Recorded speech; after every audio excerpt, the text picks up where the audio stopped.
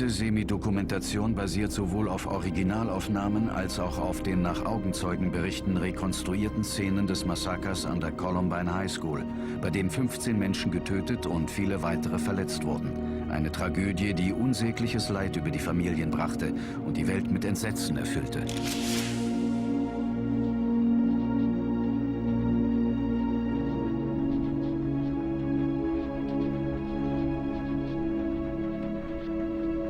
In Littleton, einer gutbürgerlichen Vorstadt von Denver im Bundesstaat Colorado, beginnen die mörderischen Fantasien eines 17-Jährigen Gestalt anzunehmen.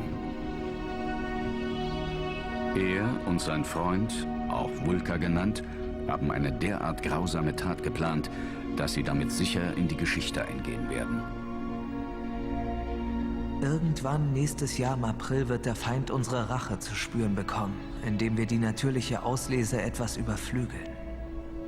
Wenn wir es geschafft haben, Zeitbomben zu bauen, werden wir Hunderte davon an Straßen, Brücken, Gebäuden und Tankstellen deponieren, wo sie auf jeden Fall Zerstörung und Chaos anrichten. Es wird so eine Art Mischung aus den Unruhen von LA, dem Bombenattentat von Oklahoma, dem Zweiten Weltkrieg, Vietnam und Videospielen wie Duke und Doom sein. Ich will der Welt einen bleibenden Eindruck hinterlassen. Ein Jahr später, am 20. April 1999, richten Eric Harris und ein weiterer Schüler der Columbine High School, Dylan Klebold, das verheerendste Massaker an, das es je an einer amerikanischen Schule gegeben hat. Sie töten 12 Schüler und einen Lehrer. Weitere 23 Menschen werden verletzt, anschließend erschießen sie sich selbst. Diese Dokumentation zeichnet den Ablauf der Ereignisse jenes Dienstagmorgens in der entscheidenden Zeit zwischen 11:08 Uhr und 12:08 Uhr nach. Jahrelang hat es keine Erklärung für dieses schreckliche Blutbad gegeben. Erst kürzlich sind neue Informationen über die Vorgeschichte dieser Geschehnisse an die Öffentlichkeit gelangt. Diese entsetzlichen Details ergeben ein genaueres Bild über die unbegreiflichen Umstände, die dazu führten, 2 Teenager der Columbine High School zu Massenmördern zu machen.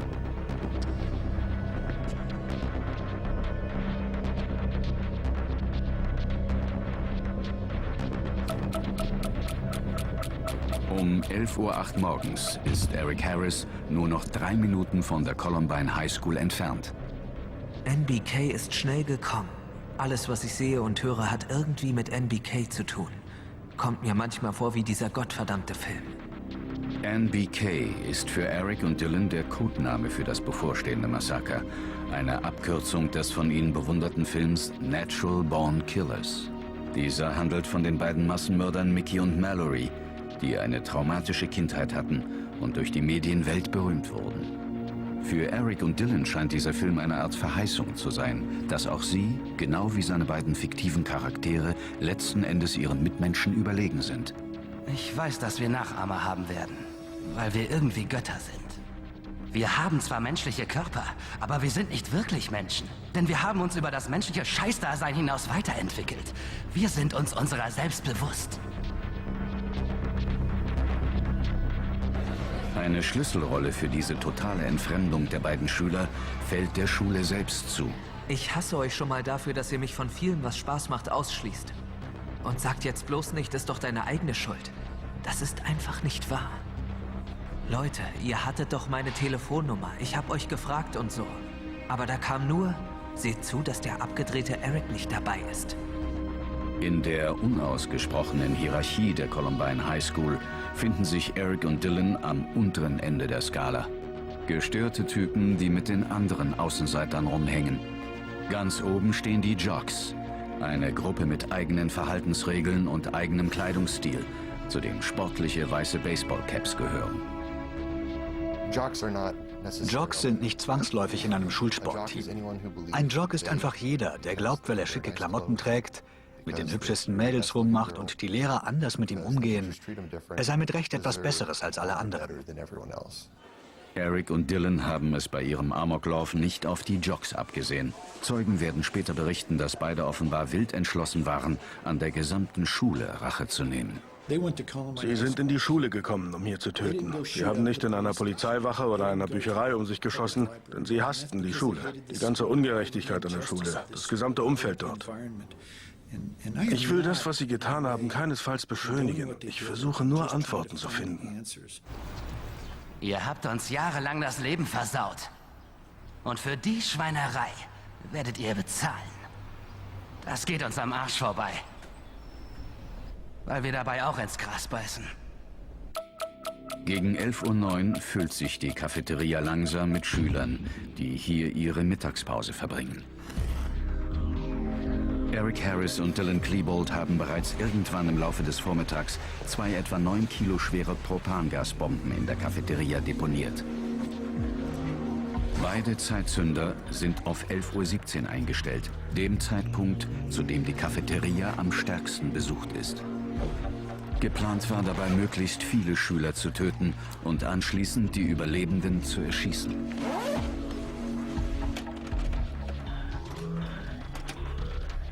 Das Bombenlegen ist von den Überwachungskameras nicht erfasst worden. Möglicherweise wurde gerade ein neues Band eingelegt.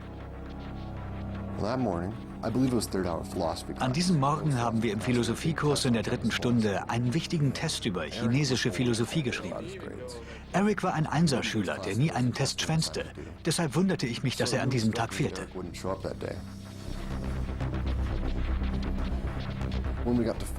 Auch in der 4. Stunde war er immer noch nicht da. Also selbst ich habe selten mehr als eine Stunde geschwänzt. Dylan fehlte ebenfalls.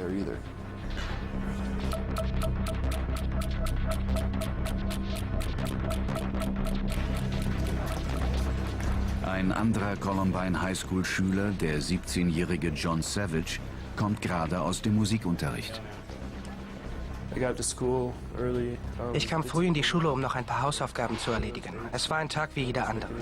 Ich bin gerade von der Orchesterprobe gekommen und überlegte, ob ich noch im Probenraum im hinteren Teil der Schule etwas üben sollte oder lieber in die Bibliothek gehe.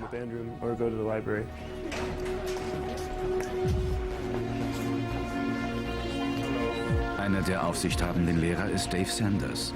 Der Sportlehrer ist bei den Schülern sehr beliebt, weil er es versteht, auch aus den unsportlichsten Schülern das Beste herauszuholen. Die 35-jährige Patty Nielsen hat eine Teilzeitstelle als Kunstlehrerin.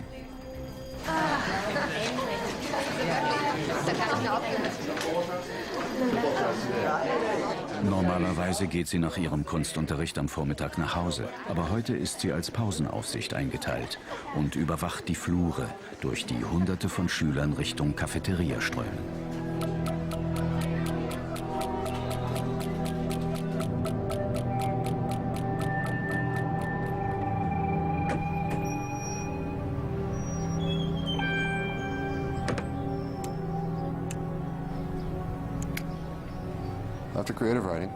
Ich gehe täglich nach dem kreativen Schreibkurs raus, um eine zu rauchen. Dabei nehme ich immer denselben Weg, gehe ein bisschen umher und rauche. An diesem Tag sah ich, wie Eric auf den Parkplatz fuhr.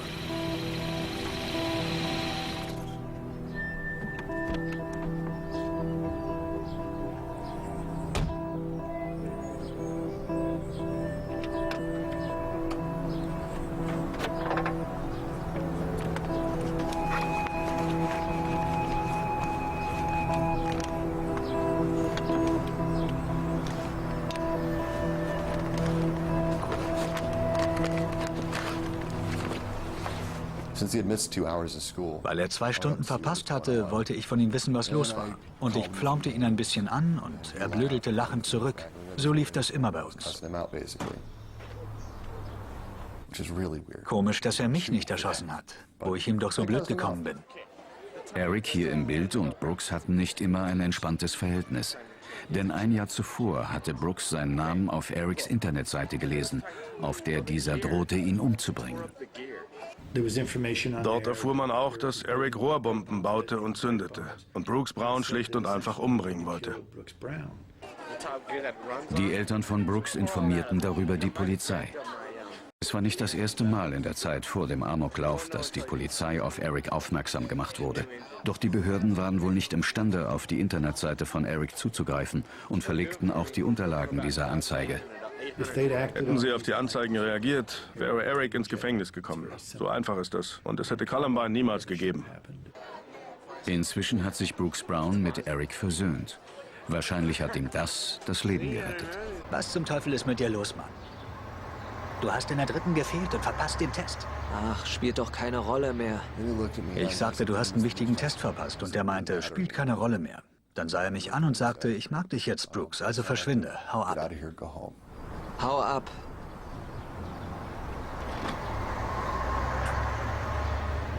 Okay. Wer weiß, warum er mich nicht erschossen hat. Nach seinem Gesichtsausdruck vermute ich, dass er mich einfach nicht umbringen wollte. Sie haben mich ja nicht als einzigen verschont. John Savage zum Beispiel, ein Freund von mir, Screech, war ein wirklich netter Kerl. John Savage entschloss sich für seinen Geschichtstest in der Bibliothek zu lernen. Dort wird sich der Höhepunkt des Columbine-Massakers abspielen.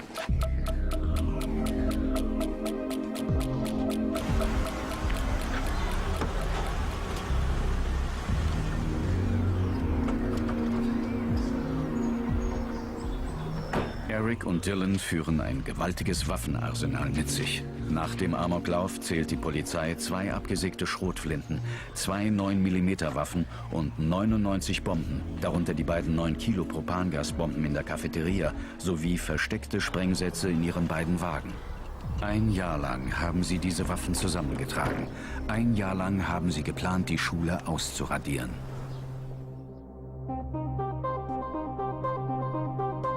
Ihr verkürzter Lauf. Bleib mal so sitzen, ja? Ein bisher unveröffentlichtes Video, nur einen Monat vor dem Massaker aufgenommen, zeigt, wie gründlich sich Eric und Dylan vorbereitet haben. Die hier nachgestellten Szenen basieren auf dem Inhalt dieses Bandes. Dylan fungiert als Kameramann. Drehort ist das Zimmer von Eric. Eric demonstriert Dutzende von Verstecken, die insgesamt ein ganzes Waffenarsenal enthalten. Was ist denn das hier?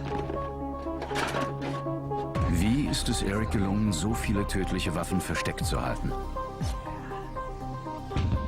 Eine Frage, die noch immer unbeantwortet ist. Erics Eltern haben sich seit dem Massaker nicht mehr öffentlich geäußert. Hi, Mom. Die Schauspieleinlage von Eric am Ende des Videos zeigt, dass er ganz genau weiß, wie gut er alle täuscht. Hier gibt's nichts zu sehen. Gar nichts gibt's hier zu sehen. Das wird die nervenaufreibendste Viertelstunde meines Lebens. Wenn die Bomben deponiert sind und wir darauf warten, die Schule zu stürmen, werden uns Sekunden wie ein paar Stunden vorkommen. Ich kann's kaum erwarten.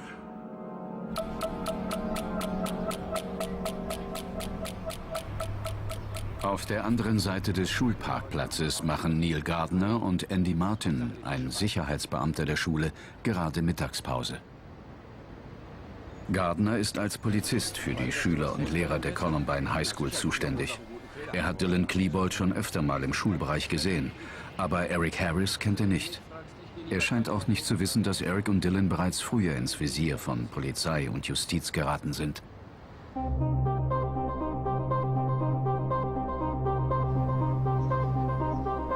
...15 Monate zuvor hatten sie einen Van aufgebrochen und Computeranlagen gestohlen. Beide wurden später wegen gemeinsamen Einbruchs und Diebstahls verhaftet. Vor Gericht wurden sie zur Teilnahme an Erziehungsmaßnahmen verurteilt, die sie von weiteren Straftaten abhalten sollten. Nachdem er diesen Kurs absolviert hatte, schien Eric reumütig zu sein.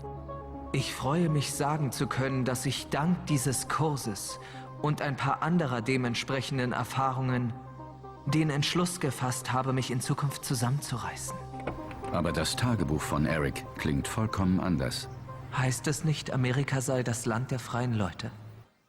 Und wieso habe ich dann nicht die Freiheit, einen so blöden Typen wie diesen Idioten um seinen Besitz zu erleichtern, wenn er den für alle Welt sichtbar auf den Vordersitz seines Van liegen lässt? Und das mitten im Nirgendwo? Am Freitagnachmittag? Auch natürliche Auslese. Ihr Konflikt mit dem Gesetz macht die Existenz einer Art von Paralleluniversum erkennbar.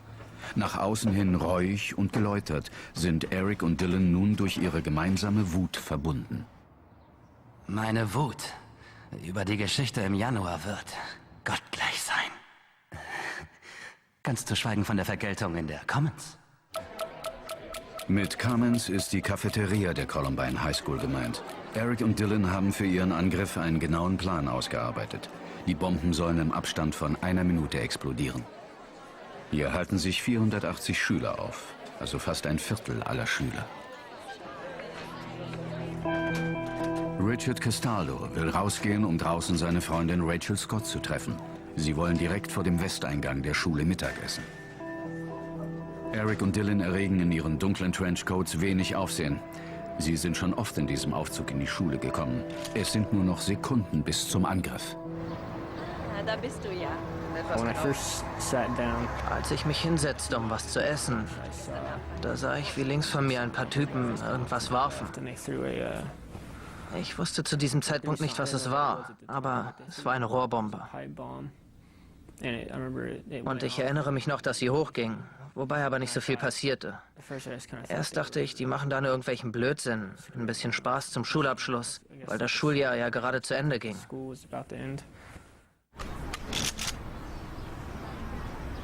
Los, dann los.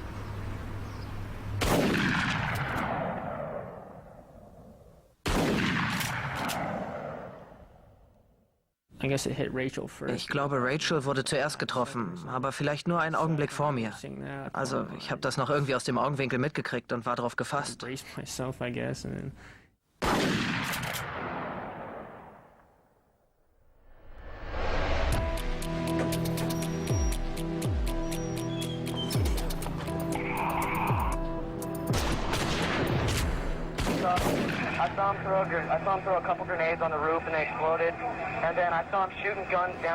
Innerhalb der Schule weiß niemand genau, was los ist. Manche glauben, dass es nur ein dummer Scherz des Abschlussjahrgangs ist. Dave Sanders erkennt, dass die Situation möglicherweise sehr viel ernster ist. Neil Gardner erhält über Funk einen aufgeregten Anruf aus der Schule. Er glaubt zuerst, dass es sich nur um einen Unfall auf dem Schulgelände handelt.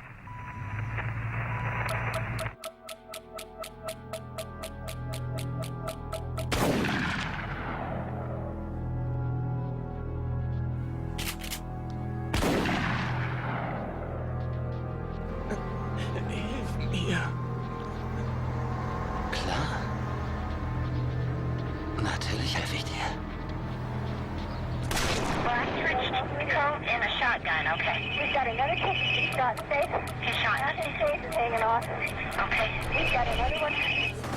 Alle mal herhören. Wir glauben, dass da draußen jemand rumschießt. Ich möchte Ruhe da. Versucht alle sofort rauszugehen, aber nur in dieser Richtung.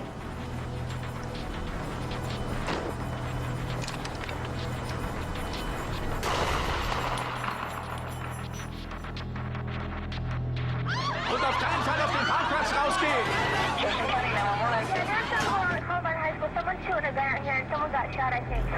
Okay. Did you see anything going on over there? No, some girls on the ground think she's paralyzed. I think she's hurt. I'm not sure. Okay, hold on the line here with me. Just. In kürzester Zeit haben Dave Sanders und 2 weitere Angestellte der Schule die Cafeteria so gut wie evakuiert. Eigentlich hätten die Propangasbomben von Eric und Dylan zu diesem Zeitpunkt explodieren sollen, doch die Zünder versagen. Dave Sanders versucht jetzt entschlossen, so viele Schüler wie nur möglich in Sicherheit zu Wie bringen. möglich da unten. Ruhig, alle ganz ruhig bleiben, ja? Selbst wenn Sie reinkommen, bleibt ihr am besten ganz ruhig.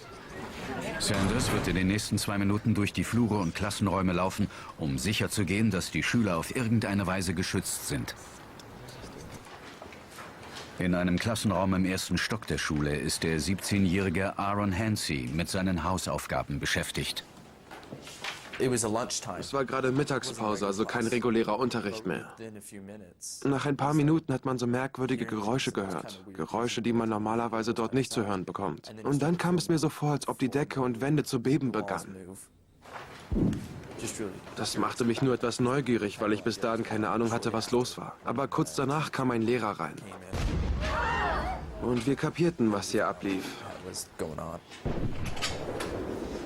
Setzt euch alle sofort unter die Pulte. Ich schließe die Tür ab, damit niemand rein kann. Ihr aber könnt raus, okay? Der Lehrer hat uns darüber informiert, dass in der Schule geschossen wird. Wir sollten uns unter die Pulte setzen. Er sagte, dass er die Türen von außen abschließen würde, wir sie aber von innen öffnen könnten. So konnte niemand reinkommen. ist genau das, was wir immer schon machen wollten. Es ist sowas von geil. Also weiter.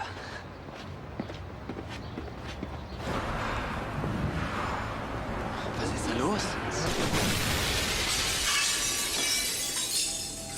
An emergency? Yes, we do. Okay, you're Columbine High School? Yes, okay, we got it. We have automatic weapons, okay? Yes. All right. You guys send lots and lots of paramedics. Neil Gardner ist als erster Polizist am Tatort. Achtung, Unterhände!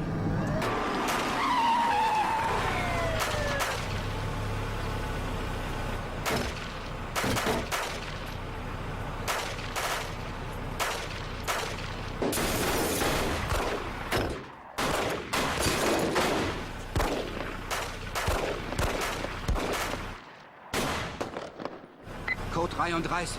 Hier wird wild geschossen. Für einen Augenblick glaubt Gardner, er hätte einen der Schützen getroffen. Nach dem Schusswechsel mit Gardner beginnen Eric und Dylan mit dem Angriff im Inneren der Schule.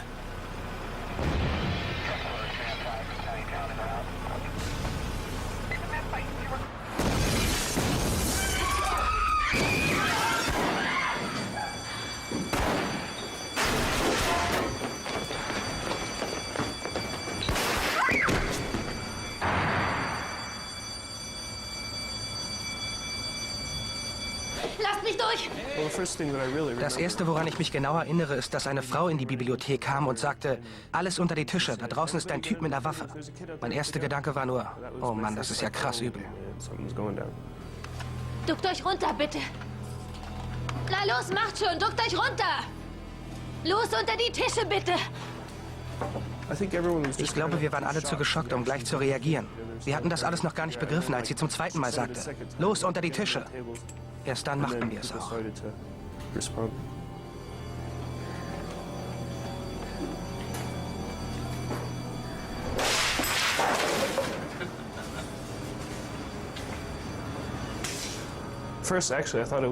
Zuerst dachte ich eigentlich, dass es sowas wie ein total Irrer wäre, der von der Straße aus in die Schule eingedrungen ist. Ich konnte mir zu dem Zeitpunkt einfach nicht vorstellen, dass irgendein Schüler von der Columbine High School anfangen würde, Leute zu erschießen. Oh! Ja!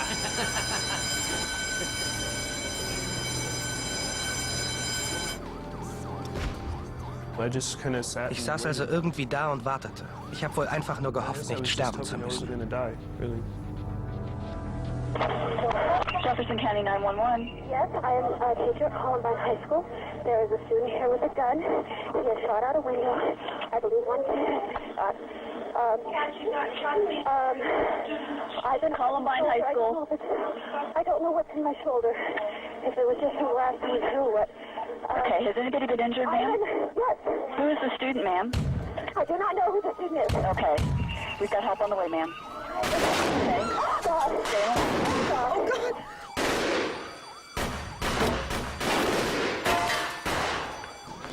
Sorgt dafür, dass die Klassenräume abgeschlossen sind. Dave Sanders versucht noch immer, die Flure zu räumen. Inzwischen nähern sich 5 weitere Streifenwagen der Schule.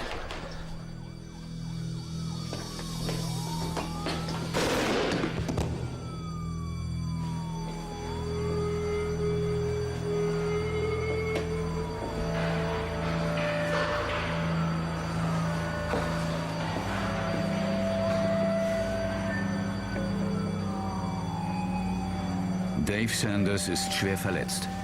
Gleich wird das fürchterliche Gemetzel im Innern der Schule beginnen.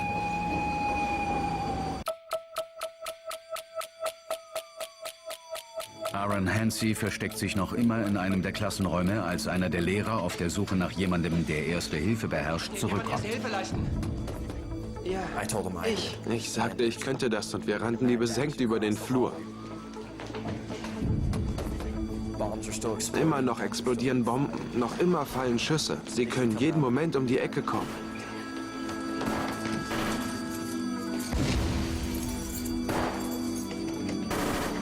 Dave Sanders hat sich in einen naheliegenden Klassenraum geschleppt, wo er zusammengebrochen ist. Er braucht ganz dringend ärztliche Hilfe. Wir sind dann durch einen Hintereingang in das größte Schullabor gekommen, wo wir Sanders gefunden haben. Ist das Sanders? Alles klar, wir wollen Ihnen helfen. Ich bin's, Aaron. Wir haben schon den Notarzt gerufen. Dave war bei Bewusstsein. Ihm war ganz klar, was hier los war. Anfangs lag er auf dem Bauch. Er war wohl mit einer Schrotflinte oder so aus nächster Nähe in die Brust geschossen worden. Jetzt werden wir sie erstmal ein bisschen auf den Rücken drehen. So, 1. Aaron stellt sehr schnell fest, dass Dave Sanders Schussverletzungen an beiden Schultern hat. Als ich mir das Ganze ansah, wusste ich, dass mit seinen Schusswunden nicht zu spaßen war. Aber er war bei vollem Bewusstsein und bekam alles genau mit. Das ist doch toll. Also Sie machen das wirklich gut, Mr. Sanders. Die Lehrerin Theresa Miller versucht, den Notruf zu erreichen, doch die Leitung ist ständig besetzt. Es kommt gleich Hilfe, keine Sorge. Ich dachte, wir könnten ihn irgendwie rausbringen, damit er operiert werden kann, wenn es nötig ist und wieder gesund wird. Inzwischen sind 6 Streifenwagen der Polizei bei der Schule eingetroffen. Einige Polizisten kümmern sich um verängstigte und verletzte Schüler auf dem Parkplatz, andere sperren weiträumig ab. Nach der damals üblichen Vorgehensweise der Polizei, die darauf abzielte, einen solchen Vorfall einzudämmen, wagt sich keiner der Polizisten in die Schule, um die Mörder zu stellen. Aber am Haupteingang war bestimmt nur einer. Nein, da bin ich wirklich nicht sicher. In den folgenden 7 Minuten werden Eric und Dylan den brutalsten Teil ihres Massakers in der Schule ausführen. Den Angriff auf die 56 Schüler und Schulangestellten, die sich in der Bibliothek versteckt halten. Steht auf! Alle Typen mit weißen Mützen stehen jetzt auf! Das ist für all die Scheiße, die ihr uns beiden in den letzten 4 Jahren eingebrockt habt! Sie sagten, alle raus hier. Wir jagen die Bibliothek in die Luft. Und ich dachte, vielleicht wollen die nur ein Zeichen damit setzen. Aber in Wirklichkeit wollen die ja niemanden verletzen. Also überlegte ich, ob ich nicht einfach aufstehen und gehen sollte, bevor die hier ein paar Bücher hochgehen lassen. Aber als von all den anderen niemand aufstand, blieb ich dann doch lieber sitzen. Na schön, dann fange ich eben an zu schießen.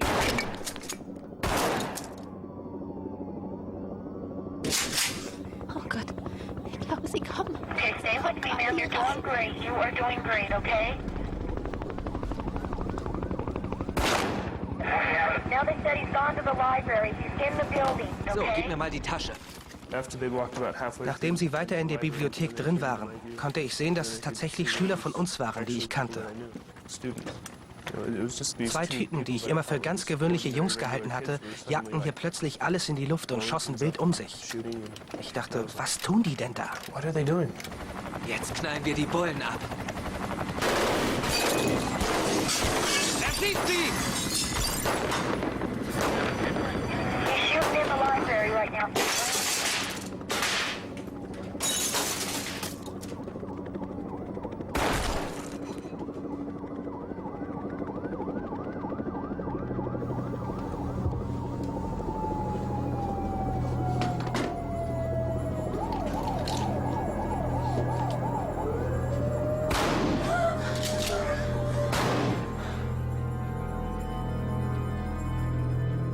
Hör auf, rumzujammern.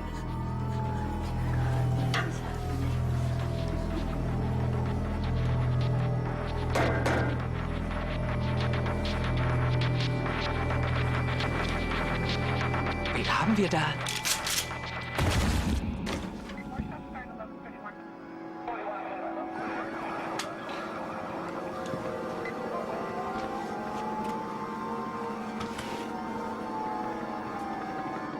Willst du sterben, hä? Ah, wir sterben doch alle. Wir zerbomben den Laden hier sowieso.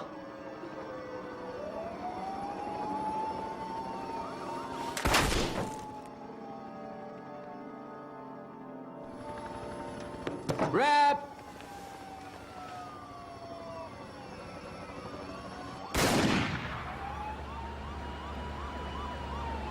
Ich kann's nicht glauben, dass ich das hier tue. Cool, was?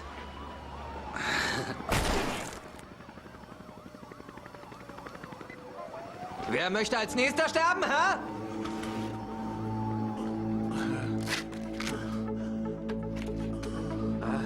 Aaron Hansey ist bemüht, Dave Sanders bei Bewusstsein zu halten. Mit Unterstützung eines Lehrers, eines anderen Schülers und seines Vaters, der von zu Hause telefonisch Erste-Hilfe-Ratschläge gibt, versucht Aaron nun mit Dave Sanders über seine Familienfotos aus seinem Portemonnaie zu sprechen. Heute noch größer. Ich glaube, das mit den Fotos hat ihm wirklich geholfen.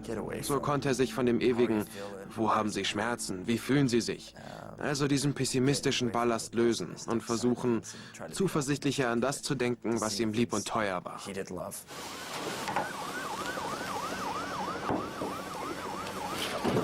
Hört gut zu! Diese Schule ist tot!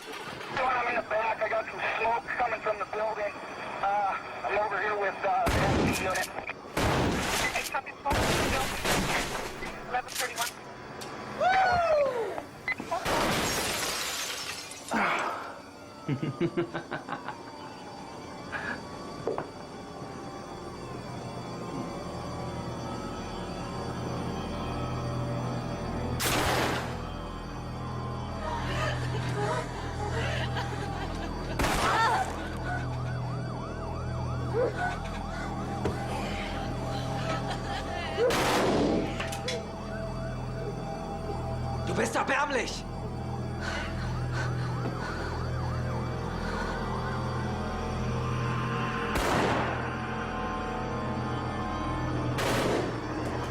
Patty Nielsen bleibt die ganze Zeit über am Telefon, sodass das Massaker in der Bibliothek auf Tonband mitgeschnitten wird.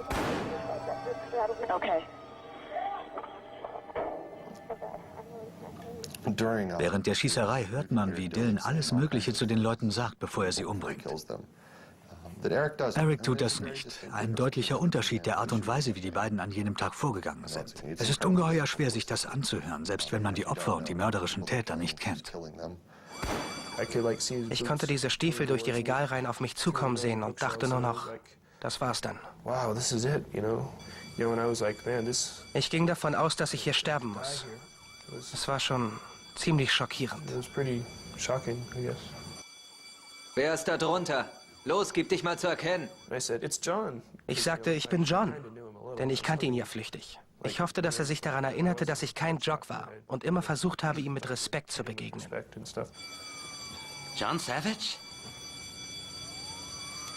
Ja. Hey, Ding. Was macht ihr da? Ach, nur so ein paar Typenkillen. Ah. Es war einfach unheimlich. Ich sah dann zu ihm hoch und sagte, wirst du mich auch umbringen? Und er meinte, was? Der Feueralarm draußen. Also fragte ich lauter, wirst du mich auch umbringen? Wirst du mich auch umbringen? Nein, Mann, stell dich hier raus. Hau ab! Lauf schon. Na, lauf schon!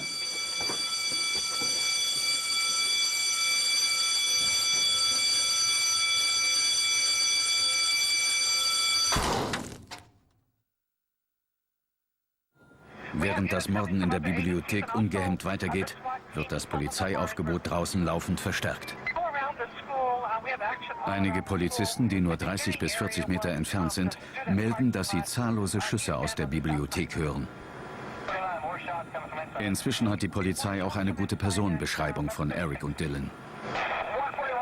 Doch erst nach einer weiteren halben Stunde dringen die ersten Polizisten in die Schule ein. Später wird die Polizei von widersprüchlichen Berichten sprechen, einem Heckenschützen auf dem Dach der Schule und dass von bis zu 8 Tätern die Rede gewesen ist. Darüber hinaus sollen Kommunikationsprobleme ein koordiniertes Vorgehen erschwert haben. Was die Polizei über diesen Tag am liebsten verschweigen möchte, ist, dass während dieser Hinrichtungen, während in der Bibliothek unschuldige Kinder ermordet werden, die Außentür der Bibliothek offen steht. Die Polizisten auf dem Rasen neben ihren Wagen hören also mit an, wie diese Kinder ermordet werden. Sie hören es, aber sie unternehmen nichts, um sie zu retten. Lassen zu, dass sie ermordet werden. Und ganz gleich, was sie heute sagen, das ist inakzeptabel. Und wenn Sie sagen, dass Sie an jenem Tag viele Kinder gerettet haben, ist das nicht wahr. Die haben sich alle selbst gerettet. Sie kamen allein aus der Schule raus. Ich hatte Angst, sie könnten es sich anders überlegen. Also lief ich so schnell ich konnte, falls sie mir in den Rücken schießen wollten.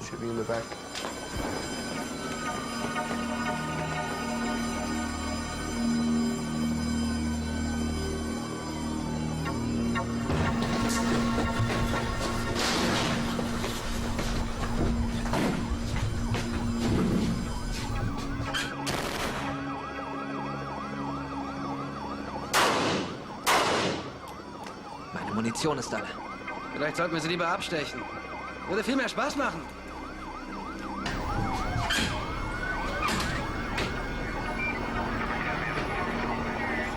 Ich glaube, das hat mir bewusst gemacht, wie kurz das Leben ist. Wenn man jung ist, scheint es ewig zu sein. Als hätte man alle Zeit der Welt. Aber das stimmt nicht. Das 7 Minuten lange Gemetzel in der Bibliothek endet je kurz vor 11:36 Uhr. Obwohl Dylan jetzt einen der verhassten Schulsportler vor sich hat, beschimpft und bedroht er zwar Evan Todd, bringt ihn aber nicht um. Du pisst dir in die Hose, was? Gehen wir in die Commons? Ich habe hier noch was zu erledigen. Der scheint nur noch von dumpfer, unterdrückter Wut beherrscht zu sein.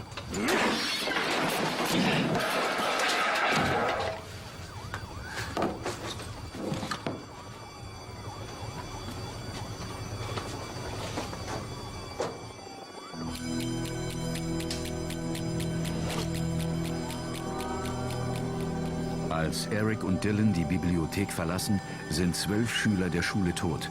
Ein Lehrer liegt im Sterben und weitere 23 Menschen sind verletzt. Viele davon sehr schwer.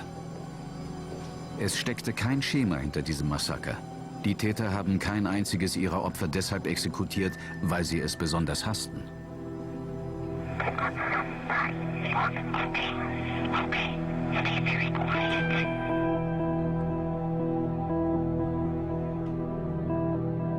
Noch immer halten sich Hunderte von Schülern und Lehrern in anderen Teilen der Schule versteckt. Während Theresa immer noch zu telefonieren versuchte, warf sie einen Blick aus der Tür, um zu sehen, was los war, und entdeckte die beiden Attentäter, wie sie den Flur herunterkamen. Sie blieben genau vor unserem Raum stehen, um ihre Waffen nachzuladen. In der Tür war ein kleines Fenster, durch das sie direkt reinsehen konnten. Ich weiß nur noch, wie ich zur Seite gesprungen bin. Ich glaube, so viel Angst wie in diesem Moment hatte ich die ganze Zeit über nicht, weil sie so dicht bei uns standen.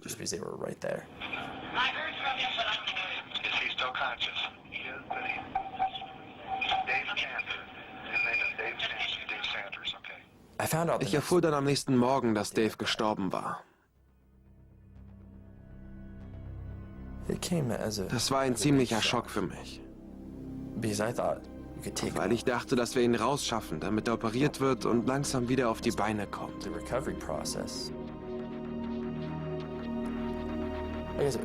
Es nahm mich ziemlich mit, dass er gestorben war. Ich hatte getan, was ich konnte.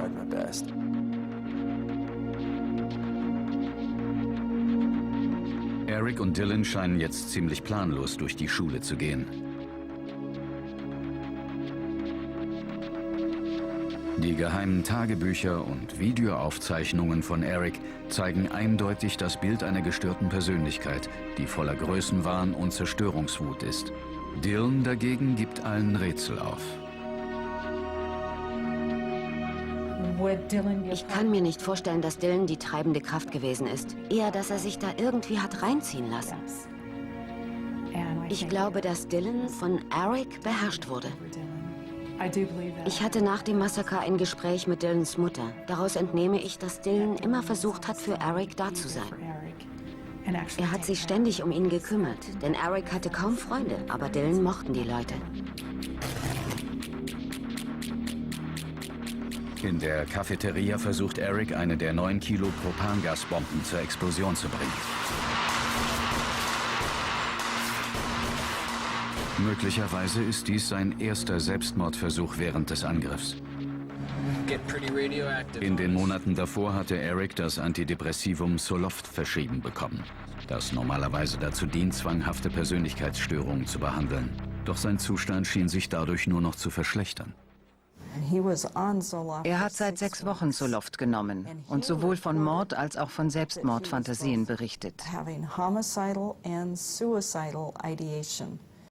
Das bedeutet, dass man ständig mit dem Gedanken spielt, sich selbst oder jemand anderen zu verletzen. Es war sowohl ihm als auch den Ärzten klar, dass dies eine Folge der medikamentösen Behandlung war, also wurde das Medikament abgesetzt.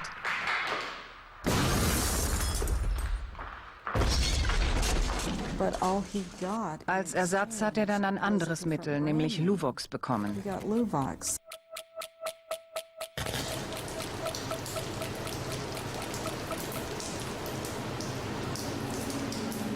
Bei der Autopsie von Eric Harris wurde in seinem Blut eine wirksame Dosis Luvox gefunden. Im Autopsiebericht von Dylan Klebold sind weder Spuren von Drogen noch von Medikamenten vermerkt. War die medikamentöse Behandlung von Eric ein weiterer Faktor, der zur Tragödie von Columbine beitrug, oder lag es allein an der ursächlichen psychischen Störung, die durch das Medikament behandelt werden sollte? Eins ist sicher: Als Erics Vater von dem Amoklauf hörte, dachte er sofort, dass es sich um seinen Sohn handeln könnte. County 911. County, this is Wayne. My son is Eric Harris, and I'm afraid that he might be involved in the shooting at Columbine High School. Involved how? He's a member of what they're calling the Trenchcoat-Mafia. Okay. Have you spoke with your son today, Mr. Harris? Oh, I haven't. In den 3 Jahren vor diesem Ereignis hatte es 10 Fälle von bewaffneten Angriffen amerikanischer Teenager an ihren Schulen gegeben, die sich gegen Mitschüler und Lehrer richteten.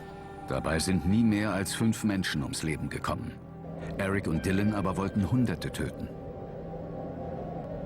Auf der Suche nach dem Grund, der erklären könnte, wie sie imstande waren, ein derartiges Massaker mit Vorsatz und Kaltblütigkeit durchzuführen, wurde jeder Aspekt ihres Lebens durchleuchtet.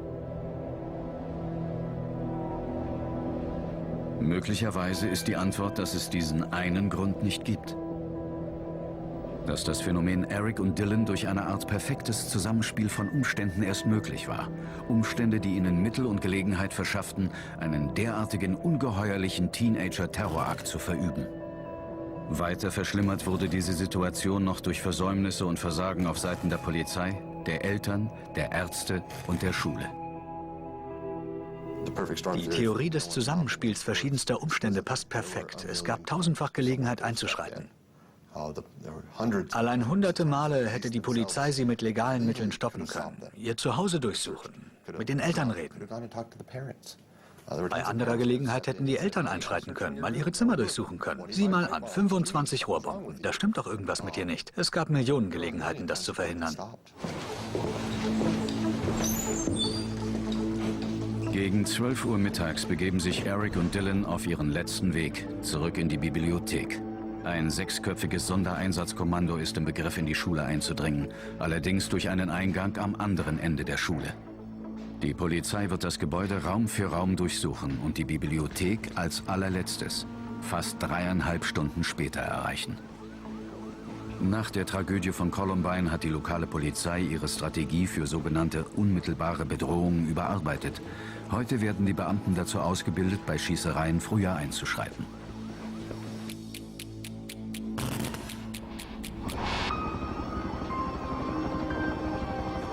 Eric und Dylan erreichen wieder den Eingang zur Bibliothek. Der furchtbare Anblick des Todes ist in dichten Rauch gehüllt.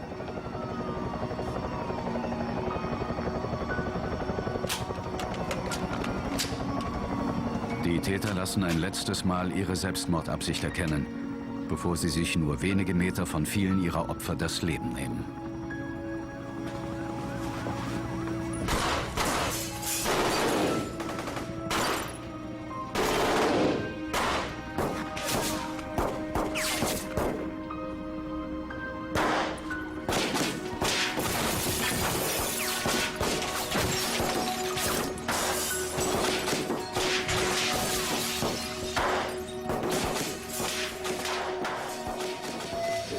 Nachträglich betrachtet sind Erics und Dylans private Videoaufzeichnungen als furchtbare Warnung anzusehen.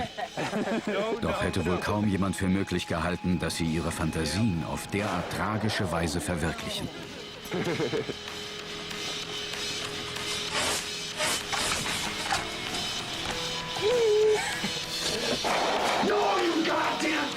punk ass shit!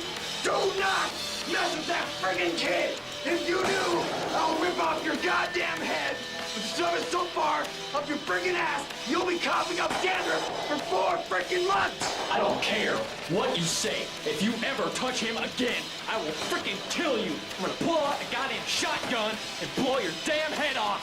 Do you understand, you little worthless piece of crap? Entry exit. I mean, not fucking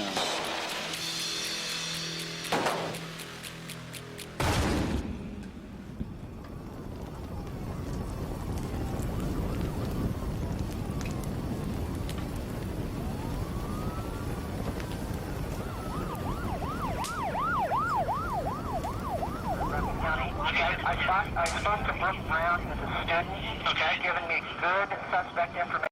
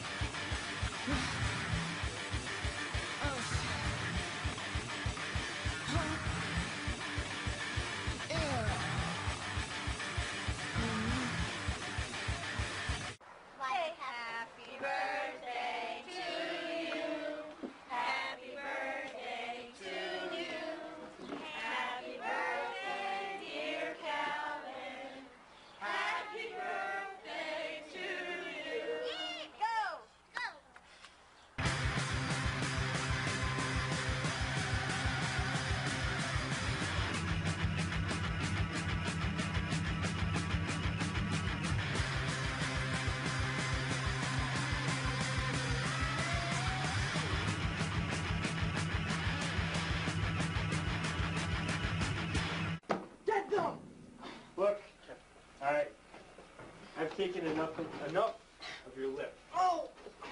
You guys, My robots! do what you will. They're all dead, buddy. No!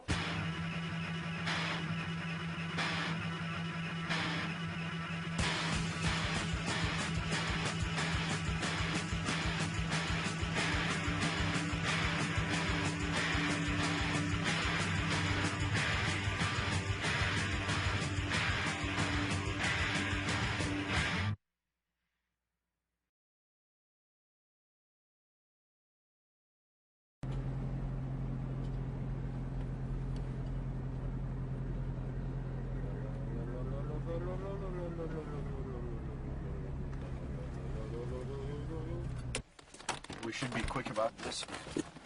Give me the tripod. It's in the trunk.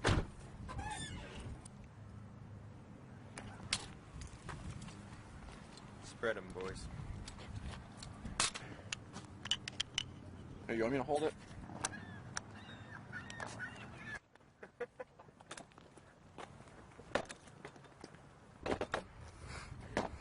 Okay. Hold still. Oh, yeah, good. Great. Attention! Stop!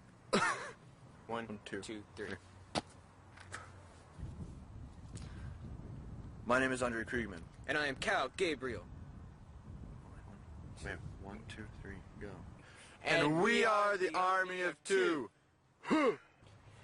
This is our high school, located in our town. It is our worst enemy. It is our nemesis.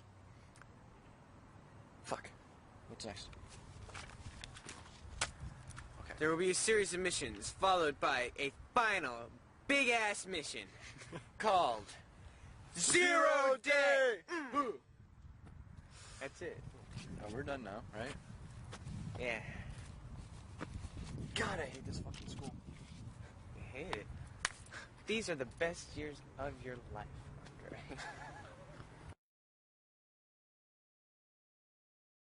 You recording? You. The Army of Two has a myriad of supply depots all over the place. This one's in my closet. Probably about 2 or 3 meters of underwater-proof fuse. CO2 canisters for BB guns. Los Buletos de Mexico. 22 caliber. These are generally used for rifles and sometimes pistols.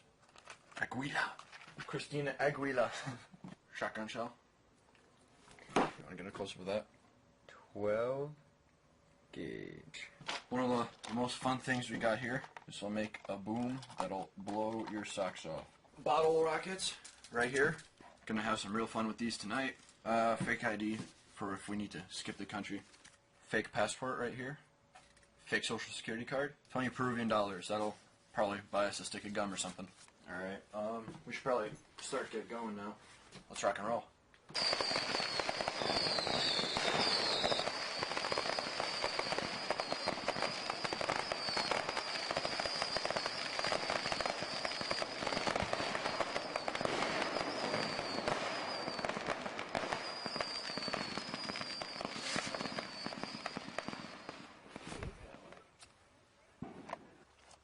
Why are you even bothering taping? You're not gonna see anything. I got night vision. Give me a look on your face. Say something official sounding. We officially declare war. Mission 1. Do we have, like, M80s or something a little more interesting? What do we... Nah, man. This is just like ceremonial. We'll blow the big shit up. We'll blow the big shit up later. It's better to just keep a low profile, you know it. You mean you don't want anger management? If I can help it, no.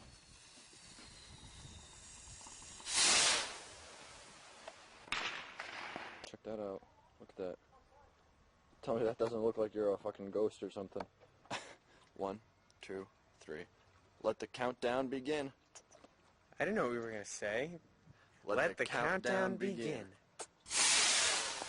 Whoa! Heads up! Woo! That was good. It was alright. What do you mean, alright? What are you talking about? That was great.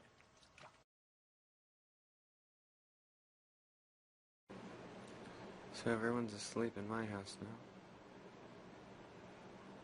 now. Alright. So this is the first entry in my 0-day video diary. Everything is planned so methodically. It's just gonna be unreal. It's gonna be beautiful. It's so weird looking at yourself on video. It's like this is an eye. It's weird how it actually looks like a machine's pupil.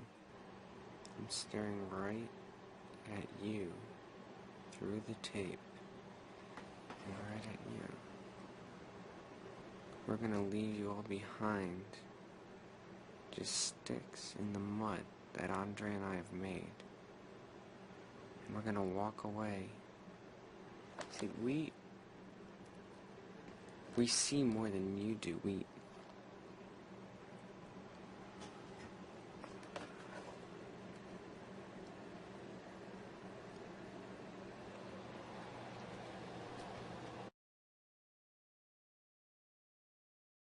Hi guys. Happy birthday, Andre. Happy birthday. I hope that's what you wanted. Yeah, exactly. Good cake there. Good cake, but how about good camera?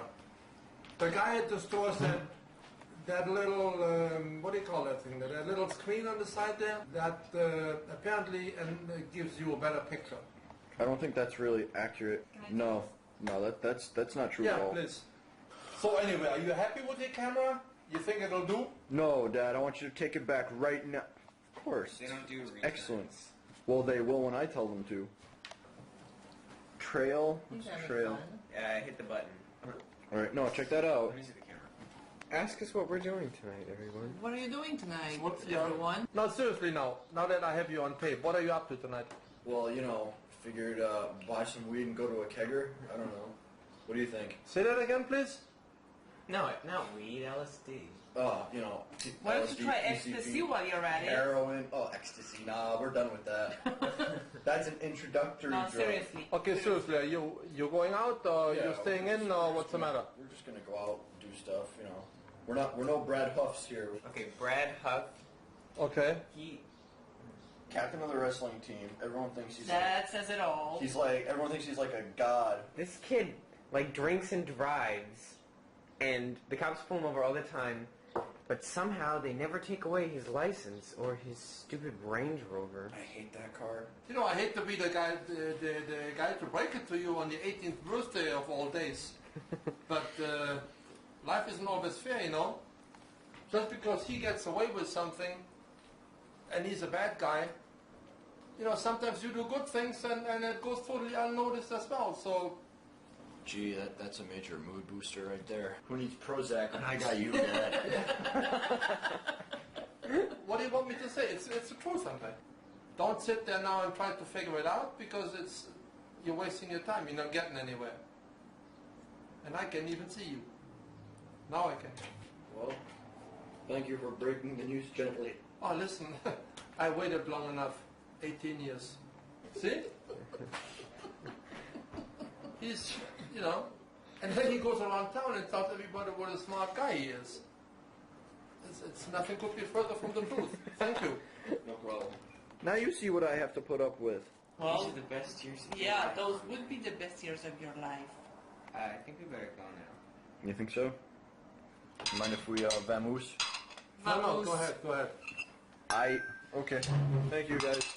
Big hug, Let's see big a hug. group hug. Come on. A group hug for the camera. Get out of here if you want to come back. All right, let's get out of here.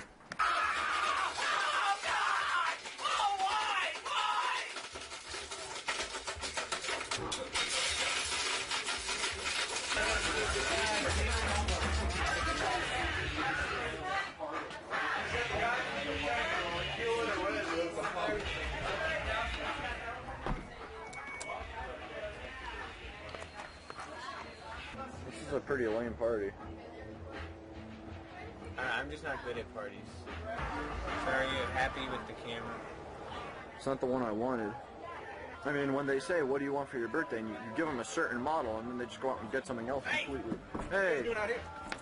What's up, Chris? Nothing much. Where'd you get that thing? Let me see. Parents got it for me for my birthday. That's oh, pretty cool I effects see. on it. I'm tripping! So what's up? Nothing much. It's up to you. How's everything? Nothing much. I don't know how many people your age are going to show up, but... Yeah, we probably won't stick around too much longer. Dude, what time is it? It's okay to make us have a drink, Chris. Yeah, you know, there's White Russians in the freezer. Yeah, I saw that. So happy birthday. Without one. Thank you. Maria's sister has a lot of really hot friends. None of them wear panties. You know, if you... What the hell are you How do you know they're not wearing panties? Because they had clothing on. It was just so tight and revealing. Well, thongs don't count as panties. Alright, we're gonna head out Alright. now, so I'll see you later. Hey. Thanks for letting us drop by. You still shoot? Not much. You mind if we tag along next time you go? Yeah. That would be very cool. We can shoot some stuffed animals.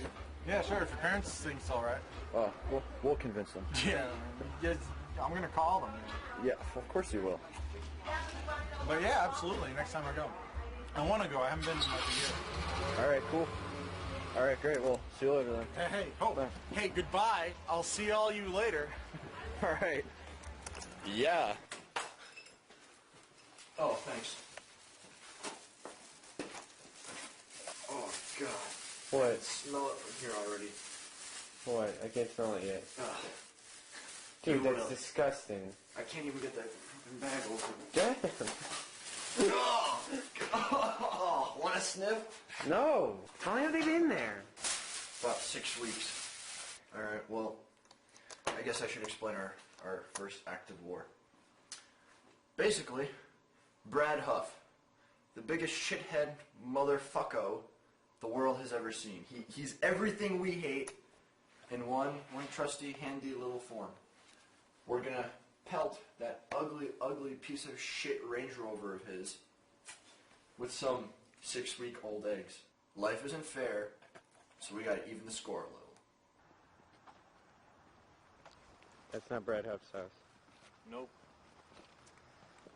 This is gonna be awesome, man. It'll be alright, yeah. What do you mean, alright? This is gonna be great. It'd be better if we had shotguns, maybe. Ding dong. Hi, Mrs. Huff. Can we speak to Brad? Is Brad home? Bradley, honey. Some friends of yours are here. Then he comes downstairs. What the fuck do you pussies want? I want you dead, bitch. Bang! Bang! Get down. There it is. Where's his Land Rover? Fuck, it's not here. You want to break into the garage and see if it's in there? And risk getting caught and arrested for breaking and entering and screwing up the whole campaign? No. No, we stick to plan B. That's we egg the house. What if that's him? What are you stopping at, motherfucker? The fuck? Alright, we got about 7 minutes. Until 12 o'clock, we do it exactly at 12. We stick to the timetable. We gotta start learning to stick to the timetable. Dude, I can smell this shit from outside the bag. Oh. You can smell it walking down the street. Oh, we're gonna have to get new bags after this. No, we'll just... Or like a gallon of that Febreze shit. Febreze? That's what I was gonna say. Now we wait. What time is it? We have 10 seconds. Okay, good. It didn't break. Ready? Yeah. What now, Brad?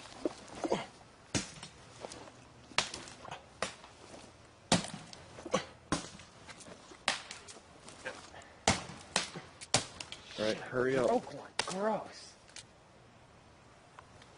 And the wind up. Dude, let's get the fuck out of here now. Come on, come on, come on.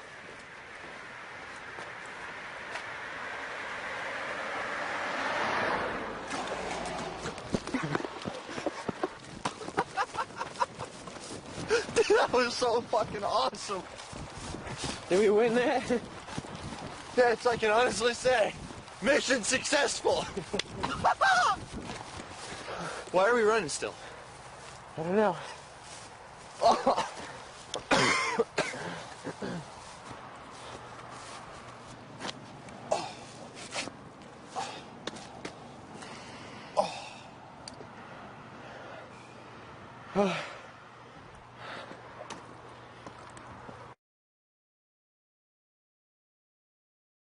In order to make sure that the covert actions of the Army of Two remain secret, we're starting up a security protocol that starts now. If you think about it, anybody who's done anything like this in the past has had a website up, or they've done something stupid to attract attention to themselves. Most of the time, that's all they wanted was attention. We're not like that. See, these people, they didn't understand that if you had hit lists with people's names on them, that people wouldn't come down on you like gang rape in a maximum security prison. You gotta take a minute and you gotta think about things. If you're doing something like this, it's a military procedure. That's why we're the Army of Two, not the group of assholes with guns.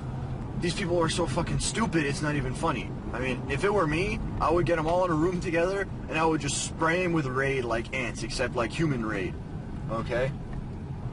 Now you might be thinking, well, hey, they're taping this, so of course they want it to be found. And you're right, we do want it to be found. Since you're watching this now. Exactly. We don't want it to be found until we're ready. We've decided that we're gonna set up a safety deposit box. Now, as many of you know, safety deposit boxes cannot be legally opened by anybody except the owner unless the owner dies. When we're done, we're going to bequeath all of our information to a third-party source. Probably media. What are the top 3 media people that you would enjoy willing this to? Okay, number 1, Peter Jennings. Number 2, Dan Rather. And number 3, Wolf Blitzer. That's what I say.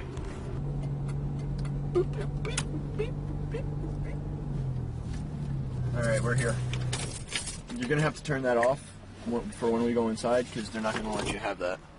We are on location now in the bank privacy room, security room, privacy room, whatever. And we are now going to put in the first set of record tapes to make sure that Mommy doesn't find them under the bed.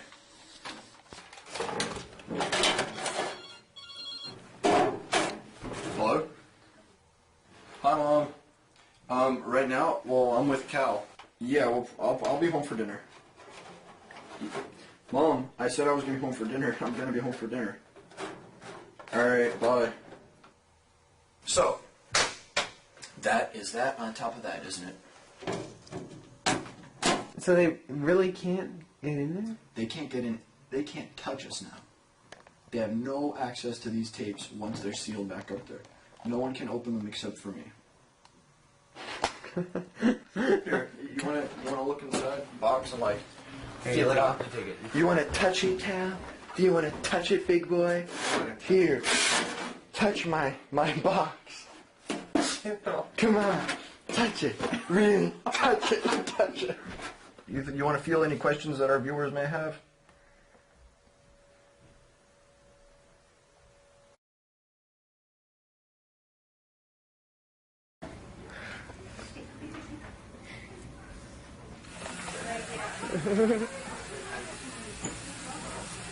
Hey, how you doing? Good. Steven Spielberg with Yeah. you? Huh? This is just for posterity here. All right.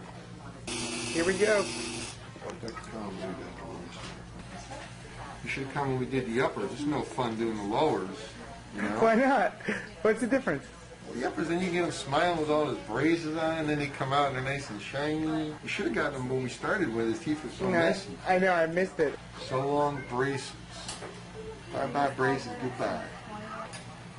Which one of these coming? Drops the glue right off. And all I'm doing is squeezing the brace, and then rinse out what you need. Okay, rinse out first. We're going to give Calvin his own little retainer. There you go.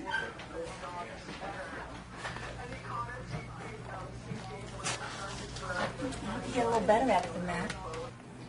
No, not like, oh my god. Oh my gosh, oh my gosh. They're straight. I can't even believe it.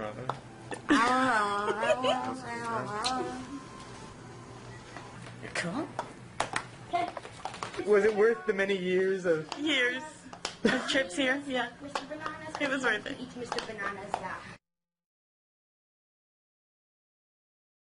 Hello, and welcome to today's episode of Home Gun Review. Well, today we're going to teach you how to make a big gun small and easier to conceal. Come on in.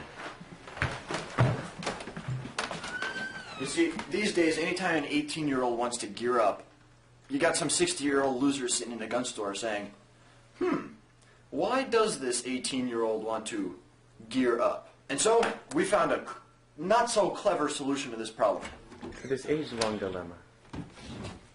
You see, there's so many guns just lying around. Why draw attention to yourself by buying new ones?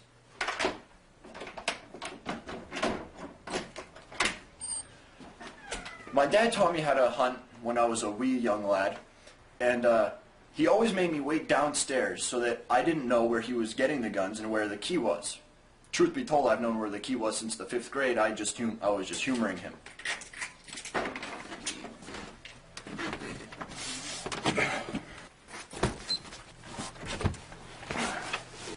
Here she is.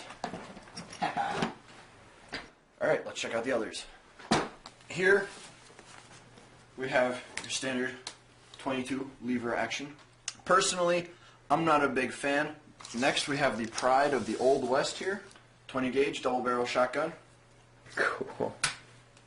Now in the time I've done that and closed it up, 3 football players have tackled me and bashed my head in with a chair. Not good.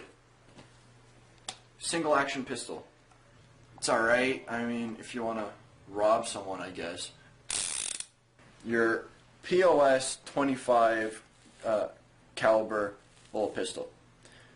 This thing couldn't kill someone if you shot point blank range at their eye. This right here. This is like the dirty, hairy fucking gun right here. Alright? I like that. Right there. This is probably one of my favorite guns.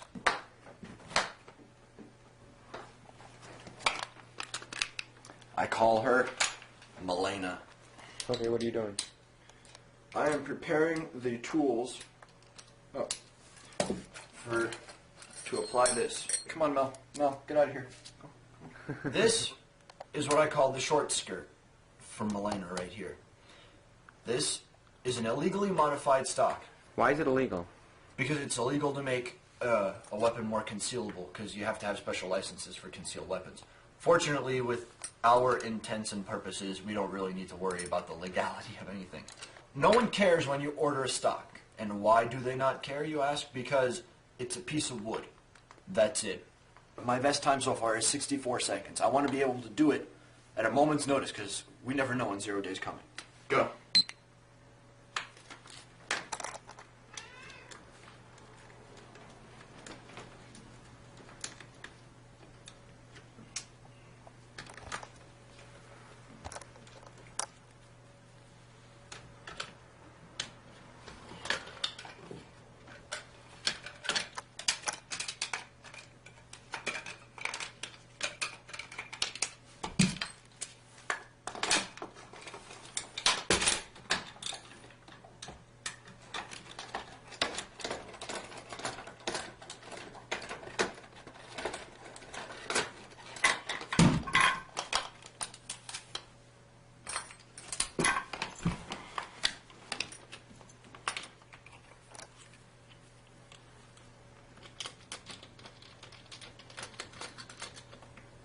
Done.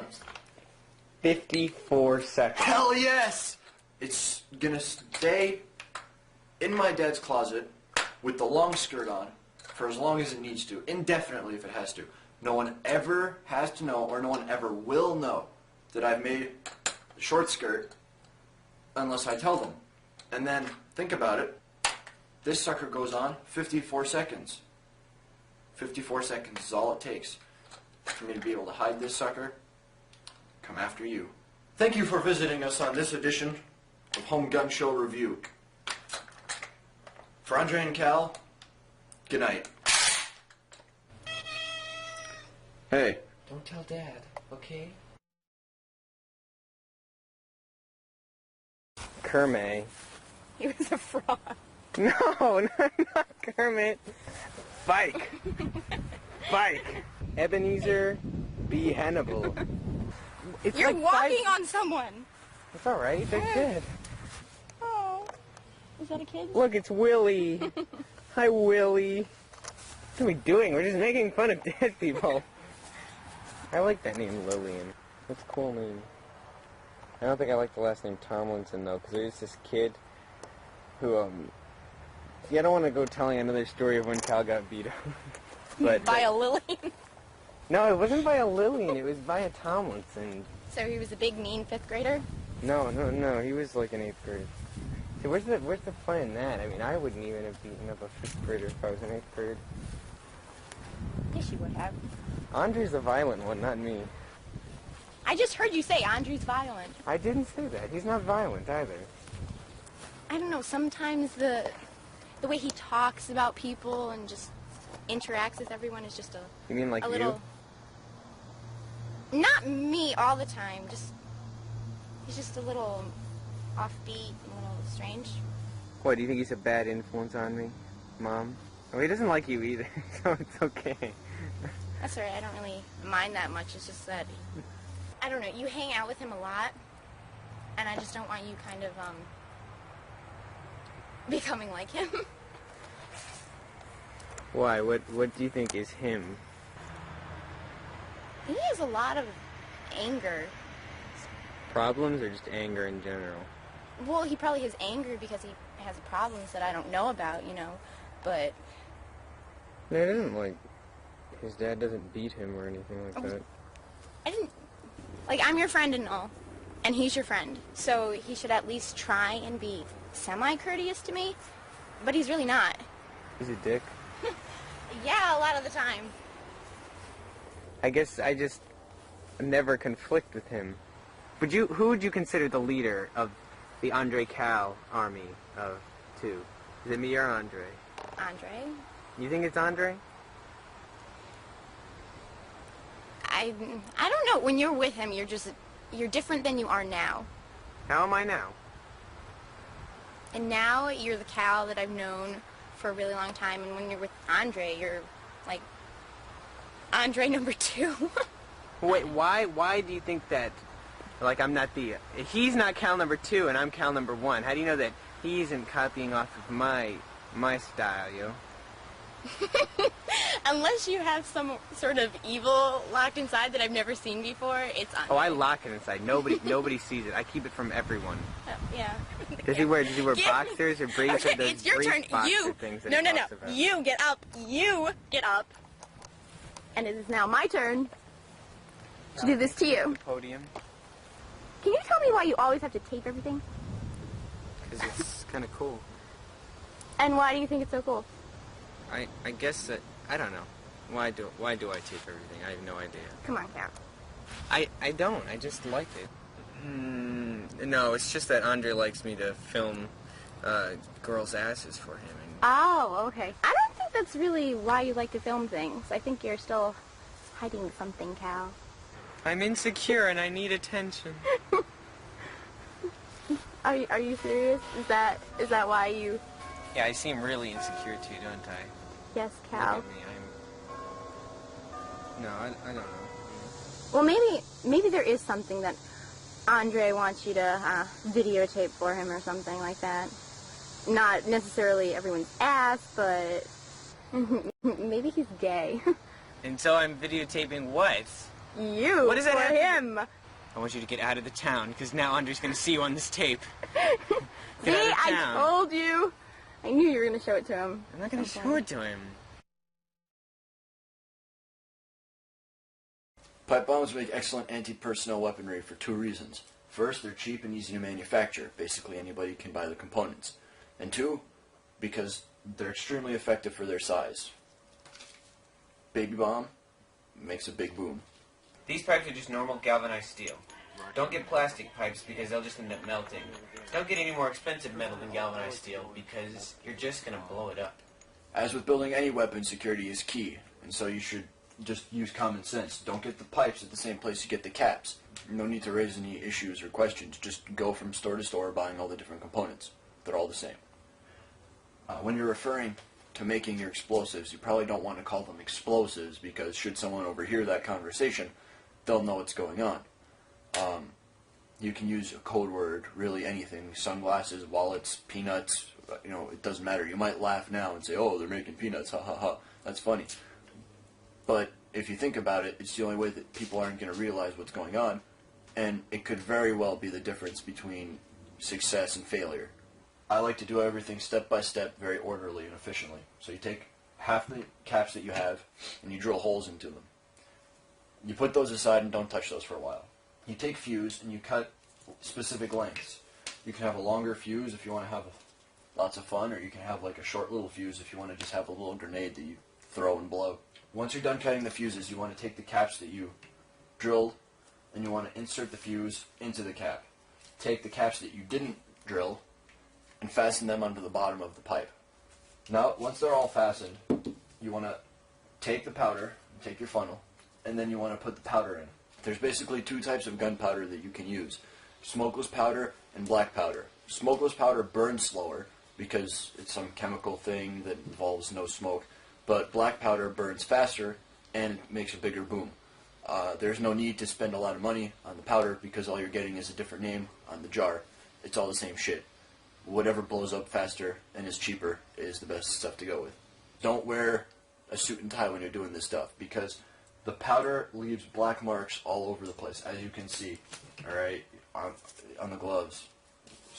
We had some leak out, it leaves it all. Now, you don't need that on your hands and on your arms and on your clothes or on your floor, because then let's say your parents or your friends say, hey, why do you have all those black marks on your hands and your clothes? And you're going to be hard-pressed to make an explanation. Shrapnel is important if you want to kill a lot of people, and it's probably the simplest ingredient because you can use pretty much anything. We use screws here, but you can use whatever the hell you feel like. Thumbtacks, nails, small caliber bullets, paper clips. Now that you have the pipe filled up with shrapnel and powder, you take the cap and you just screw it on, making sure that the fuse goes into the powder. We've also experimented with duct taping shrapnel to the outside, and as far as its effectiveness, we can't say anything because we're not testing any of them, and we won't be using them until 0 day. So if you really want to know, you might want to ask a survivor.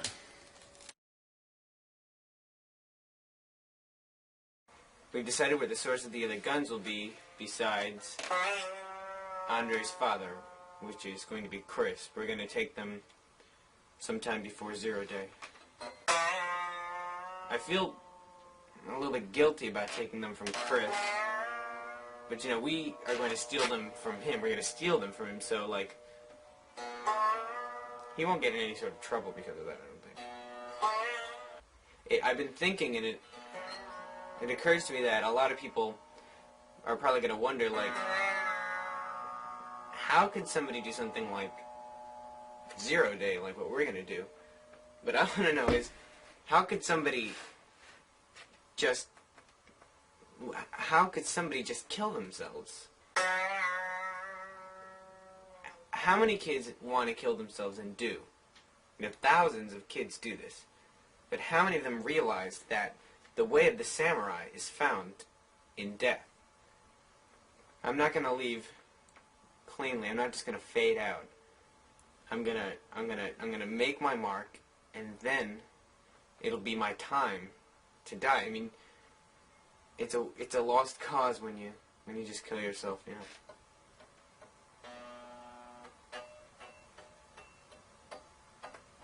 It's almost a 1 in a million chance that two kids like me and Andre are, you know, come together. But you know, that's just this town's misfortune, I guess. No, fortune. It's their fortune. It's your it's your fortune because you're going to be the privileged few who get the wake up call that we're delivering to you. You're gonna get my meaning in this really concentrated, thick, jello-y form poured all over your homes, and everybody else will just have to see it on the news. And I know you're all going to be like, I had a cousin who was in the school, and no, good for you. Listen to how out of tune this is, everybody. And all these little ones down here, there's like all those, there's like 19 strings on here, and these down at the bottom are supposed to naturally resonate harmoniously to these main strings right here, and I even have a broken string on here.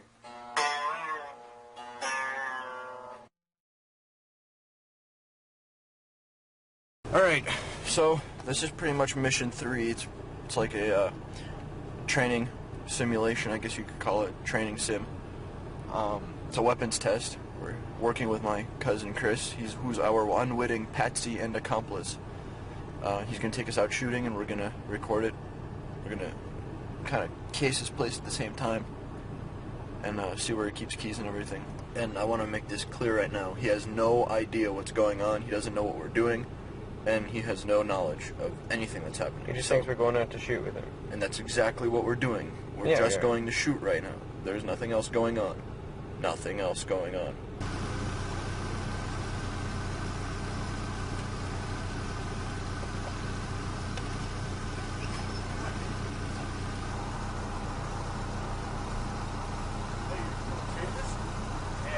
Yeah, that all right?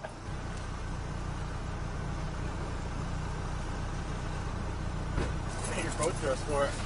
I brought a bunch of stuff. I brought like bowling pins, some cantaloupes. we brought some a Barney look-alike, a Ninja Turtle. A Ninja Turtle. Outstanding. All right. All right.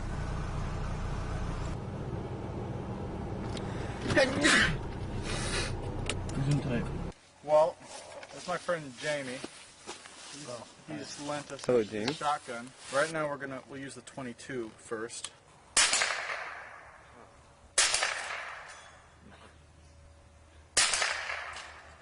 Alright, we're out. What are we shooting next? We'll shoot the Lee Enfield. You put it in like that.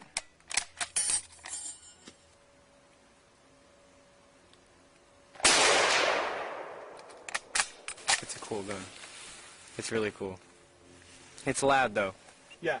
Well, you want to try it, Cal?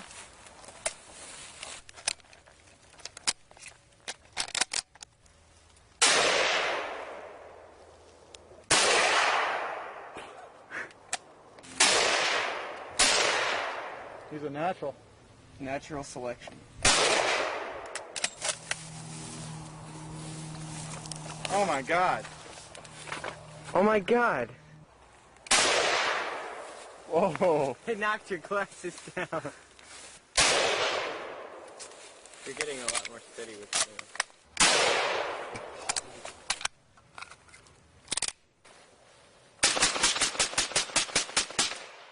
Okay, who would like to try this?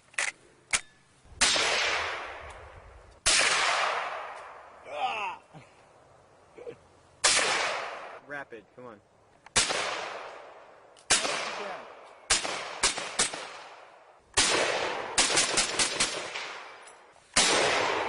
That is very different.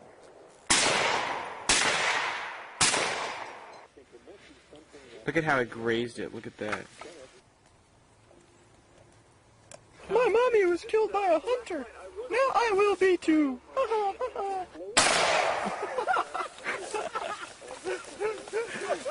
Pull the slide forward and it's ready to go. That's it. And make sure you point it right at him. Right into the fight. Yes! Gun's the best gun. It's my favorite. It's got a lot of power and a little recoil. Perfect. Give me that radio.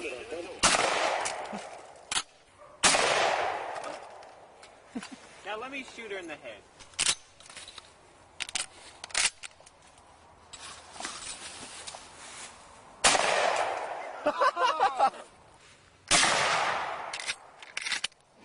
It's like a gun. Is that what somebody's head looks like?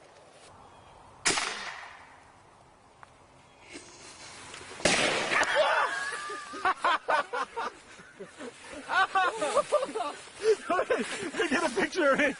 Damn, G!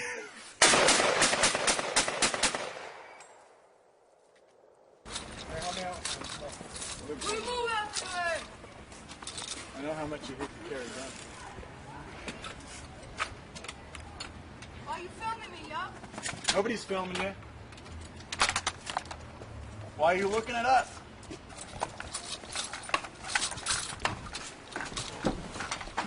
Do you ever take them out like that? Like all at once? Yeah, sometimes. Have all your neighbors looking? Well, where do you get them all? Oh, I bought them at, the store. Oops. I bought them at gun stores. Oh, I need this. I tell you, I'm so freaking tired, it's not even funny. Which gun do you think would be the best to actually kill somebody with? I don't know, they'd all pretty much kill somebody. The 8-ball's supposed to be the last colorful ball with a number on it. Maddie, black is not colorful. Okay, never mind. It is, though. It's That's the the presence absence. of all color. That's the absence of all color. You're having a bad idea. No, do it this way. Oh, that is cool. That worked so well. Do the Jamaican dance. Mommy. Ryder, come here. Why do old people carry canes? Discomomo you. And what's Komomo mean? It means they whack you with their canes. What if all of the old people of the world united and they all took over the world with their canes? That's scary. What if they whacked you and like cracked your skull? No, they wouldn't get that much power. It'd have to be a lot of little. Have to be a lot of old people like whacking you and giving you bruises. Kind of like the birds. They pick, pick, pick, and you'd have little divots. Okay, go get dressed. I'm ready for some coffee.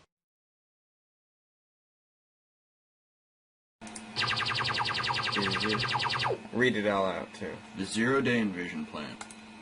Presented by the Army of Two. Really, one question that you guys might have had is, why do they call it Zero Day? The people who've done this in the past have always had a predetermined date to do it on. May 27th or whatever. That's kind of sloppy, because if you have all these plans laying around saying May 27, May 27, May 27, all been circled in big red ink, people are going to say, well, what the hell's going on May 27th? So we decided that the easiest way to do it would be for us to coordinate everything so that we're ready at a moment's notice, and then do the attack on the first day of the year that's 0 degrees. We set it up so that we wake up every day at the exact same time to the exact same radio station. Monday through Friday, we wake, and not counting Jewish holidays, of course. When we wake up in the morning, we hear the weather report first thing. 3 degrees, 4 degrees, below 7. Doesn't work. The first day we hear the guy say 0 degrees, we get up, get our shit, blow some people away. Now, the first day of school is tomorrow, and so now it can basically come at any time. So we figured now's the best time to go over the invasion plan and basically go through the guidelines and through the outline that we've produced so that you, the viewer, can go ahead and do such a thing on your own. The school resource officer is basically your main preliminary target to be considered. In order to maximize the effects of your attack, you should be sure to eliminate any opposition as soon as possible. Confinement of the enemy is paramount in light of the fact that any who manages to escape can end your fun prematurely by using a cell phone or other unforeseen means of communication to alert the outside world before it's convenient. Keeping to this logic, it is important that, when conducting a room-by-room assault, each room's population is thoroughly and completely reduced. The Army of Two has deemed it wise to have a secondary escape plan should your plans go unforeseeably awry. However, it is not only unwise but also counterproductive to rely too heavily on said plan in light of the fact that you may become too comfortable with its implementation. The preceding has been a basic yet detailed outline for our missions, ideals, and objectives. In conclusion, live fast, live hard, and die by any combination of those two. Cool. The end.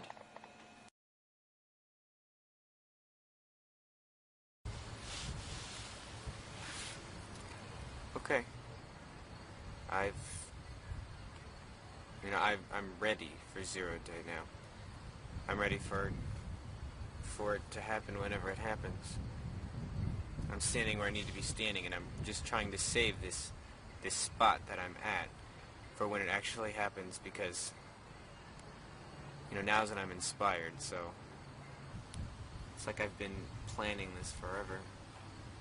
And when Andre and I came together, it was like that whole time before I had, built up my part and he had built up his, and then we came together and made this like point. And then from there, it all just, you know what I mean? We never said, let's go shoot the school, let's go do this, because we didn't need to. It was already there. So I'm ready. You ready?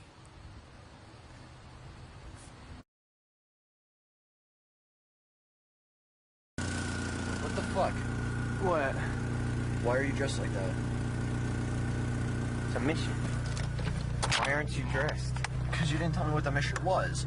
If we're going to be going out somewhere, I don't know. I don't want to be caught off guard.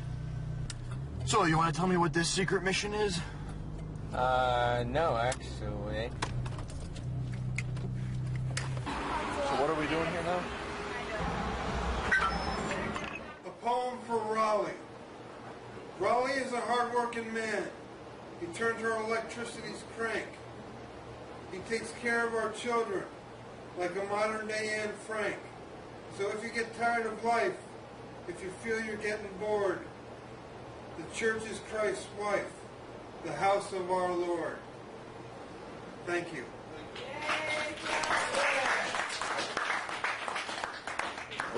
What are you doing? Just one.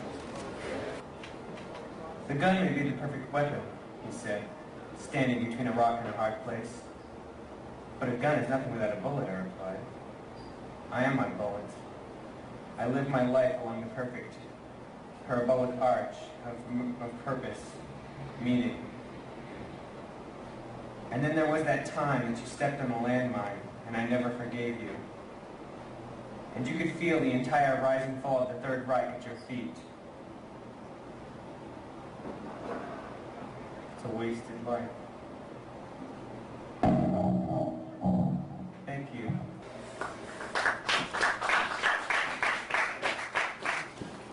Do you want to tell me what the fuck that was? Earlier a song. Yeah, I know what it was, but can you tell me why you did it? What were you thinking? What the fuck? Just a boom, man. In the morning, into beautiful That's really deep. The flowers. Bloom. But is this a comedy act? Guys, come on, man. Look at you guys. There's like 5 other people in here. You guys make up 50% of the audience. Can you just... Yeah, whatever. Go ahead. Wait. No, start again. Seriously? Dude, we paid attention when you were up here reading yours. Why can't you just listen to us? Point to me when I'm supposed to laugh, that's all. Alright, we're getting out of here. Sorry about this, guys. Come on, we're leaving. Right now. Let's go. What the fuck? What? You take the camera. I don't even want to hold it anymore. No, you take it. Your camera. Dude, jeez. Oh, yeah, come back. Bring it. Take this. I gotta drive. No. Yes, take it. Dude, it was awesome. How many times do I have to explain this shit to you before you fucking understand? I'm sorry, Lieutenant. Quit rolling the seat forward when you get out of the fucking car. Forgive me for speaking so bluntly, sir. And stop talking like you're in the fucking military. What happens if they go home and they tell their parents, hey, guess what happened to some kid in an army shirt? So then they're like, oh, did they go to your school? Why, yes, they do. Well, I'm going to call the principal and get on the phone with him right away. They call the principal, you get called out of the office, you get sent to counseling or something. Your parents tighten down on you. They call my parents tighten down on me. Fuck! Now what? Where do you want to go? What do you want to do?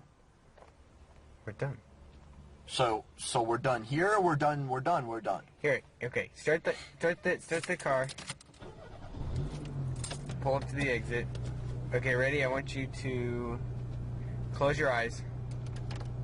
Okay. And drive. Go. You're just gonna tell me where to go? Yeah, do it. Go. Close your eyes. Turn right. Come on, keep them closed. Right. Okay, straight. Are they really close? Come on, close them. Which way? Left. Okay, now turn sharp left. Ready, straight. Okay. This is so fucking crazy.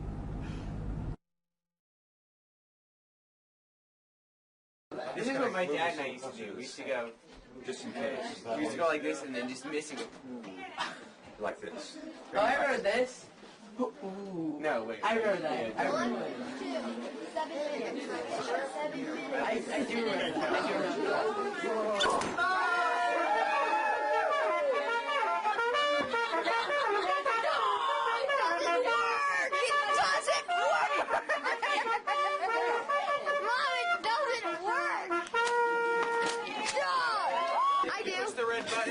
Or if you press the little blue button.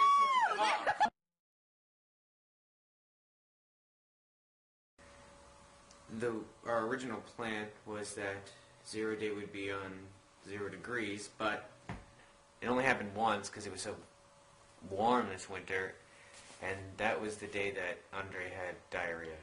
So we set a date, May 1st. It was kind of interesting how we thought, like, fate was going to decide when this happened, but, in a way, May 1st is fate, too. I mean, when we started, Andre and I had this plan that we were going to do this to our school and jump in the getaway car and go from state to state and do the same thing.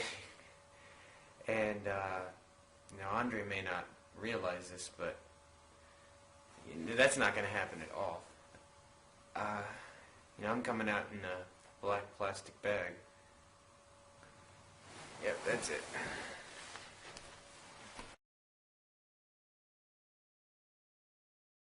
1, 2, 3, 4, 5, 6, 7, 8, 9, 10, 11, 12, 13, 14, 15, 16, 17, 18, 19, 20, 23, 24, 25, 26, 27, 28, 29, 30 hours. That's more than an entire day's work. Yep. Someone's got to sit and sift through all that.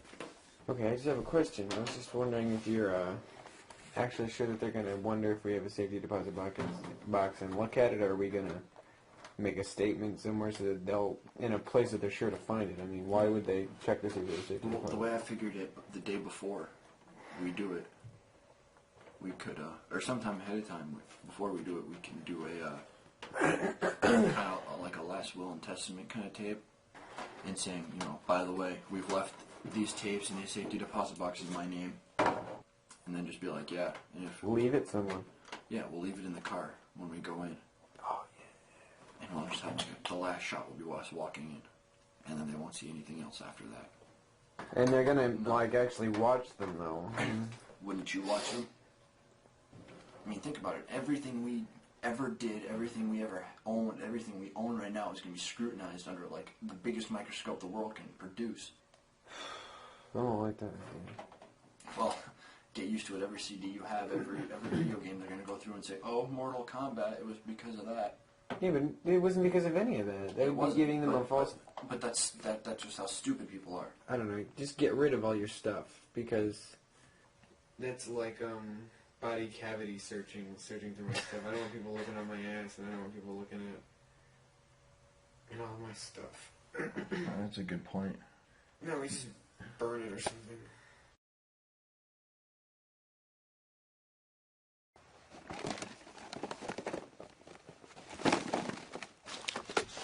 I just had that in my hand. Is this gonna burn? Oh, yes. What did you contribute to our little bonfire of fun here tonight? We've got video games, PlayStation games, we've got DVDs, lots of CDs, lots more CDs. We've got assault weapons. We've got Lord of the Flies. I had to read that for a book report in 8th grade. What'd you think? I thought I kicked ass, actually.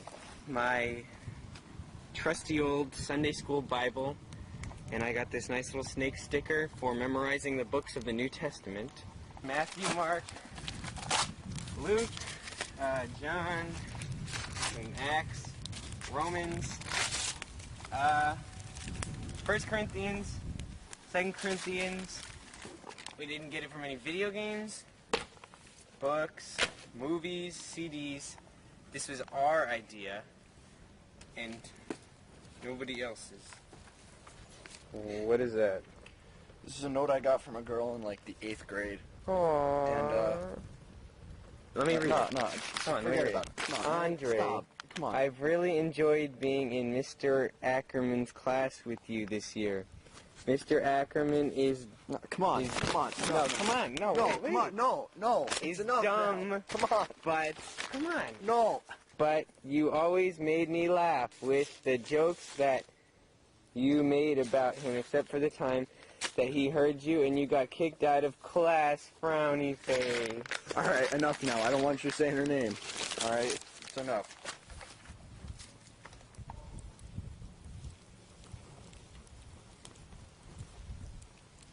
So how much stuff have we burned?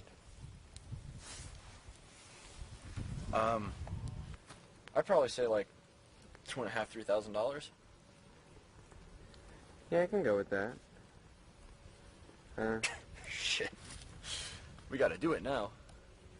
Yeah, I think we just burned all of our worldly possessions. Everything. So what's going on with you in the prom? Are you still going with that chick? What chick? That Rachel bitch. Yeah. Why? Why not? I don't know. She's just kind of weird. I don't like her. She's like, she thinks I'm some kind of fucking psycho. She's always afraid of me. You are a fucking psycho. Yeah, but so are you. Yeah, you're right. She doesn't even realize. Oh, it must be your pretty boy, blonde, good looks. And, What do you mean? oh, I'm gonna play with my hair now. Oh. Shut up. When'd she ask you? Like last week. Just after my acne cleared up. I don't know what's going on. Hey, who's the acne one? Yo, shut up, alright? Shut up. Don't. Can't believe you got asked. No, you're not going with anybody, are you? No? No. But who says I didn't get asked? I just didn't want to go. You didn't get asked. That's a pile of shit. So? That makes sense. They're going to say one of us was the leader. I mean, I really don't... I mean, we joke, but I really don't think any one of us is more of a leader than the other. Why don't we split the press releases? All right? All right. I could be leader for half, you could be leader for half. Sounds good. Look at it dying out. That is so cool. See, every time the wind blows, it just goes out a little more. And the way we've talked about 0 day, it's almost like that this fire is supposed to burn like 1,000 feet tall and never burn out. But look at it, it's just like black crap now.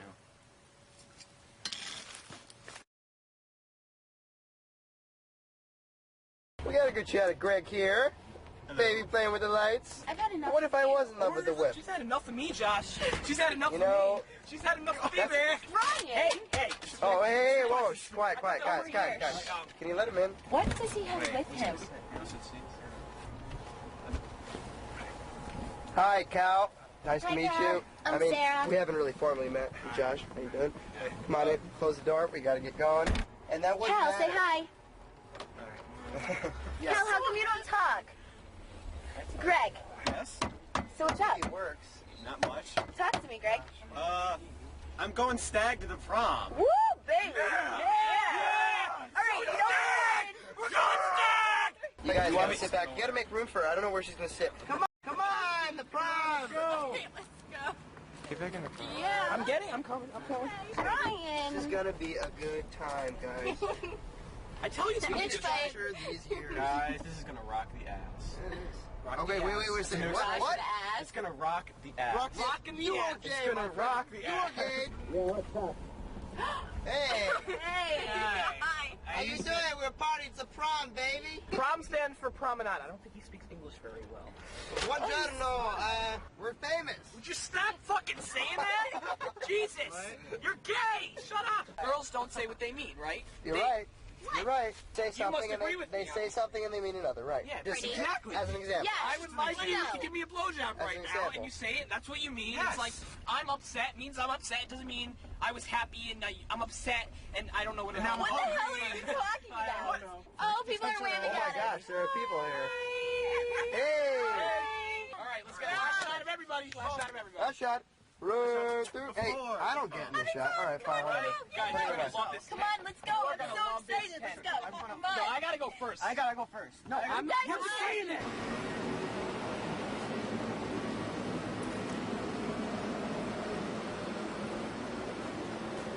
Hey, Andre. What are you doing with the camera? Hi. Well, I just thought I came by and take a little footage for the family archives as it is, you know. Maybe, who knows, maybe I'll send it to your grandma in Montreal. So that is your fabulous job now. Oh yeah. How long until you're done? Now. I'm pretty much all set. You want to get out here? Hey, André. Hast du deine Schlüssel? Ja, so immer. Ja, ich habe gedacht, du kannst ein bisschen, maybe a little driving lessons on the way home? Sounds good. Watch the cars. Really? I'm not supposed to jump in front of them? Not just yet. Okay, was it busy tonight? It was alright. I mean, you know, yeah, I get to wipe down at the end of the night. Woohoo. Hey, listen, somebody has to do it. We all started it. You know where I started. We all did this. You cannot start up on the top as the head pizza man. That's true, but luckily I have absolutely no desire to be head pizza man, so... Yeah, and good.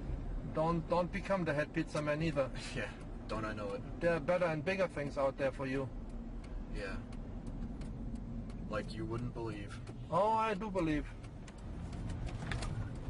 Whoa! You take that curve a little bit slower next time, please. You didn't like Remember, that? this is a driving lesson. This is not Le Mans.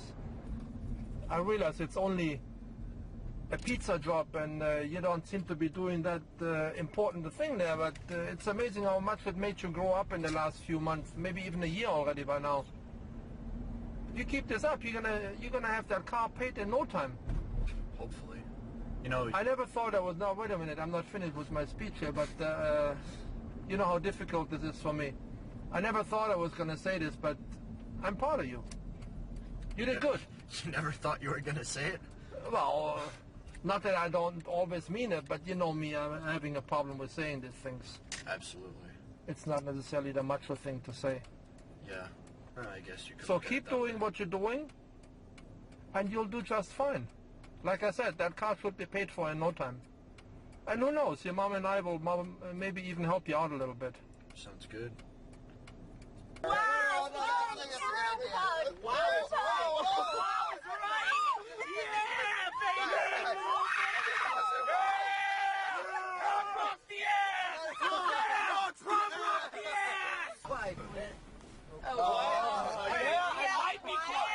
I might be quiet. Yeah! I'll show you quiet, fucker! And while you're down there, you wanna... Shut up! Oh! Brian, you're horrible. Brian's a dick. Yes. So, Rachel, how you There's been? nothing wrong with being a little witch.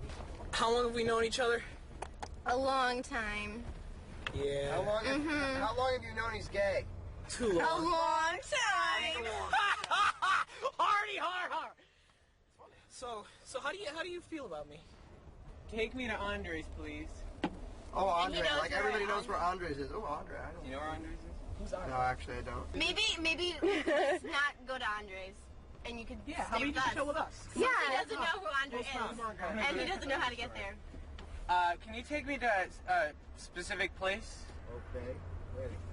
Why, do you really have to go? One? Yeah, I have to go.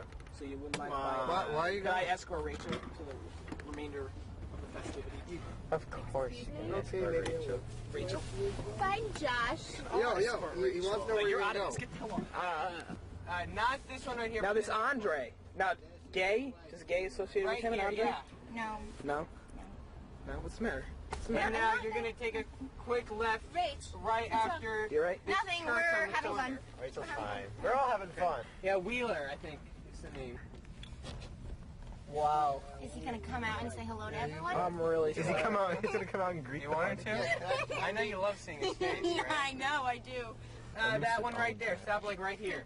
Right here? Yeah, I'll be right back. Yeah. I'll be right back. Put this little thing up there. I can see the creep. He's going to see Andre. Okay, what's the matter? What do you like? What's the matter with Andre? There's a lot the matter with Andre. Like what? I don't know. Is he anything like Cal?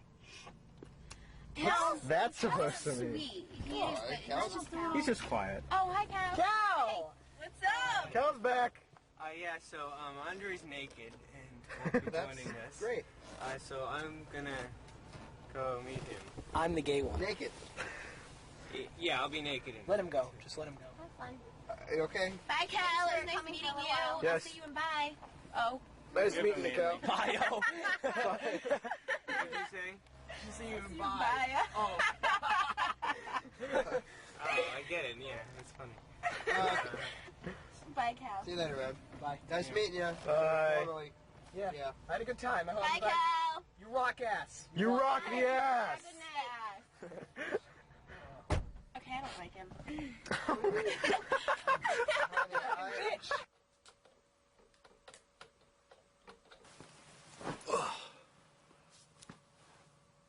All right, go. Okay, some things then. We acted alone. We obtained the weapons alone. And nobody knew that we were going to do this. Our parents had nothing to do with this, and so everybody knows they didn't know anything about it. I mean, when our parents find these tapes, I mean, what are they going to think? Oh my God, I was asleep upstairs while they were in the basement recording this. We could have known. We could have stopped them. No. That's bullshit, Mom. Don't worry about that. All right, so you found us and you think, Jesus, I'm sending them to counseling. We have to stop this. We'd go through counseling, we'd wait a period, and then... We'd just come out and do it anyway. Exactly. You could think that you've cured us, and we'll make you believe that, but you can't cure somebody who has nothing wrong with them. Don't feel guilty about this. I mean, it's not your fault. We love you. I mean, we weren't morons like every other loser that's done this. I mean, we weren't a bunch of fuckos and retards who were just starving for attention. We fooled everybody. I mean, even if we hadn't, could you blame them for not noticing? I mean, who wants to think that their son, their student, their classmate, their peer, their employee is going to do something like that? There are no reasons, and you're all going to look for them, but you're not going to find them.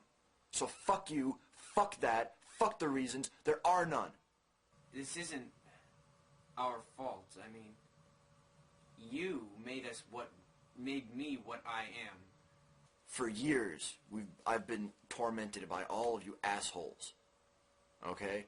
I was called a faggot for walking down the hall in school in a shirt that came from fucking J.C. Penney. It's a fucking shirt. Who the fuck cares? In Europe, in the medieval times, if somebody insulted somebody, you know, you whipped out your fucking sword and you dueled them and you killed them. And make no mistake, we've been insulted. Yeah. Now it's time for the duel. I know that this will be my last day. It's 0 day. It's my last day. But that one day, I'm going to live more fully than anyone has lived in their entire lives. We will be more powerful than God. We're going to be God. No mistake about that. We'll be fucking God. I mean, we decide who lives and who dies. Anybody who manages to get out, years from now, their fucking puny little life is going to have meaning, and they're going to thank us. Because they're going to think that God spared their lives. It's too bad that this is what we have to do, but we're doing it, so... And don't waste this opportunity. Don't just say that these people's lives were lost for nothing, because it's just stupid. Just wake up. We're not trying to waste anybody's life. We're trying to show people what they should value. Respect and love your fellow man. I mean, it might seem like we're hypocrites for saying these kind of things because we're not, or at least you don't think we're doing that. But we're doing the most respectful, most loving thing we can do right now. We're all animals. And eventually we'll all die out. So enjoy it while you can. One more thing. I have a safety deposit box at the First National Bank. I hereby bequeath it to CNN and Wolf Blitzer, or any media people who want it. I think that's it. Yeah. Fucking night. I don't want to like trash his computer anymore. All right, we'll leave his computer alone, but we gotta make it look like we broke in. There's a party across the street. I mean, it makes it a little different. We're not egging Brad Huff's house. There's still people sitting on the porch, so I don't. That won't be a problem. We'll try to go around back.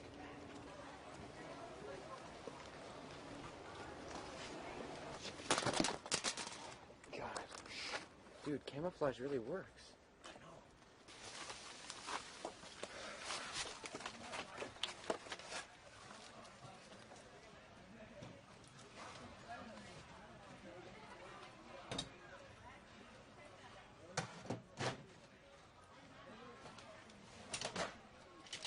It worked?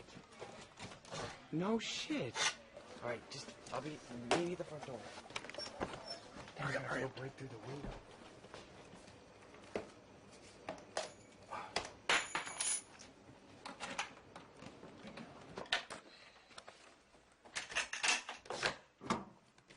Is that the one you want? Why don't we set the bag out on the bed and we'll take everything out. Here, just do it. Whoops. Oh, shit. Okay, good. No, they didn't fall out. Backup shotgun, just in case. Put the safety on and just take it. We don't need to mess with it, right? Just... Wait, I want to see which side... He took the indicator thing off. Alright, I'm gonna put it back. Let's just get out of here. I don't want to get my brains blown out before 0 day. Okay, can we leave now? Well, wait, we just... Relax, hold on. Take a breath. Relax. We're okay. No problems here. We got everything we came for. Yeah. And you know what? As for everything else, it'll take them a while. I'm writing Chris a note. Why? No, you're gonna fuck everything up. Don't leave a note. What if he finds it before it's time?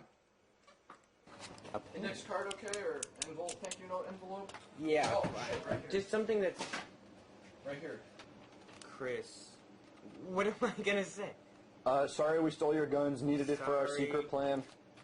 We stole your guns, we need it for a movie. Yeah. Hope you had fun at Yo Mama's. Stay here when I pull up, bring the stuff out. I'll be back in 2 minutes. That would not be him. Hi. Hi. What y'all doing? Just making a little video. Of the neighbors? Yeah. Oh.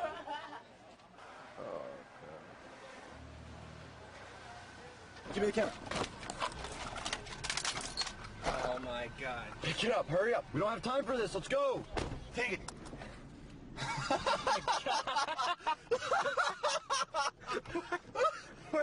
What? Oh my god. Did we just...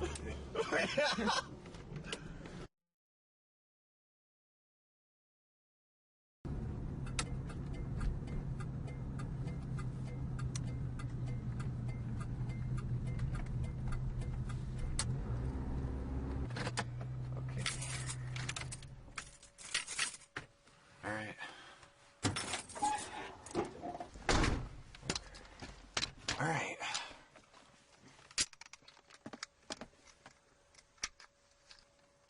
I get the clip out for you.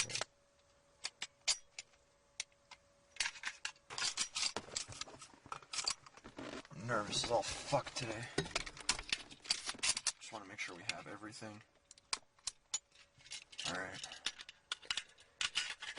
I don't think I can tell you how nervous I am. That's you. Be careful with that. Here are the four. Just want to make sure we have everything. Alright. I don't think I can tell you how nervous I am. That's you. Be careful with that.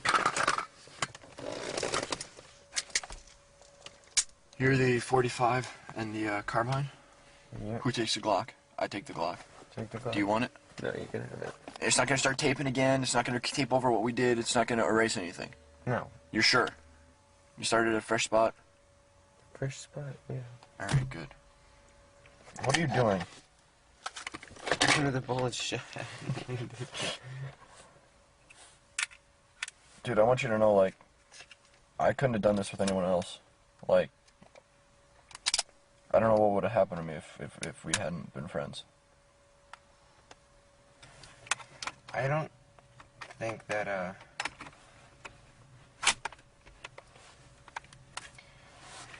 I could have done this without anybody else either. Ready? Let's get this shit done. Let's keep the tires and light the fires.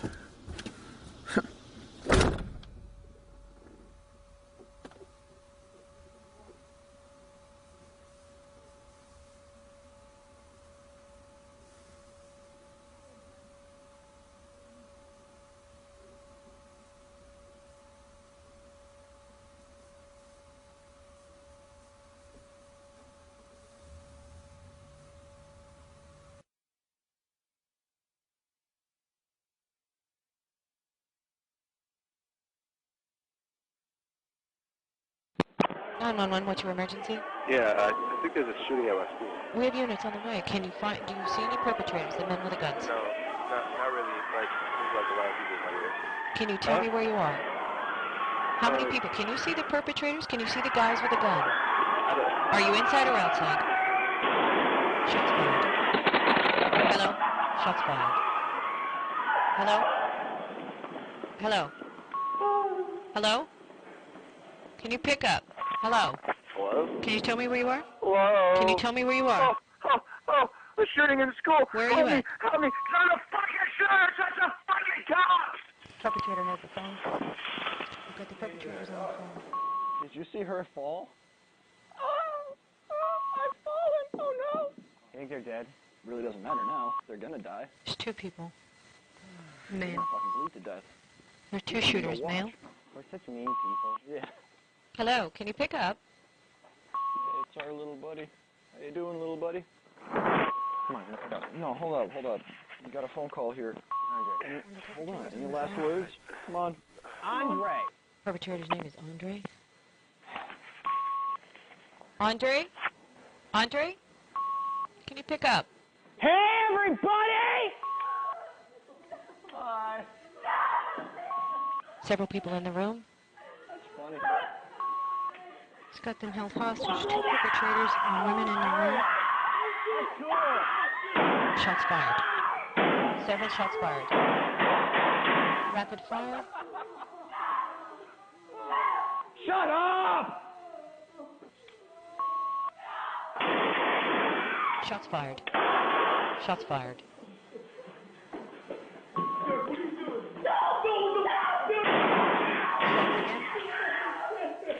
Reloading. Can you hear me? Andre? Andre, can you pick up? Hi. How are you? Oh my god! Oh my god! Don't say my name. I'm right here. Perpetrators are Littleton. Oh, go away.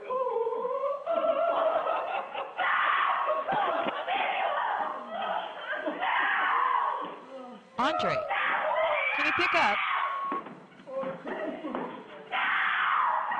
Look at the blood. Jesus. Some victims may be injured and or down. Is the gun pointed at you? Shut up. What? What? Are you dead yet? No, you're still alive, aren't you? Perpetrators are threatening the victims. Shut up! Shut up! Perpetrators aggravated threatening victim. Andre, can you pick up?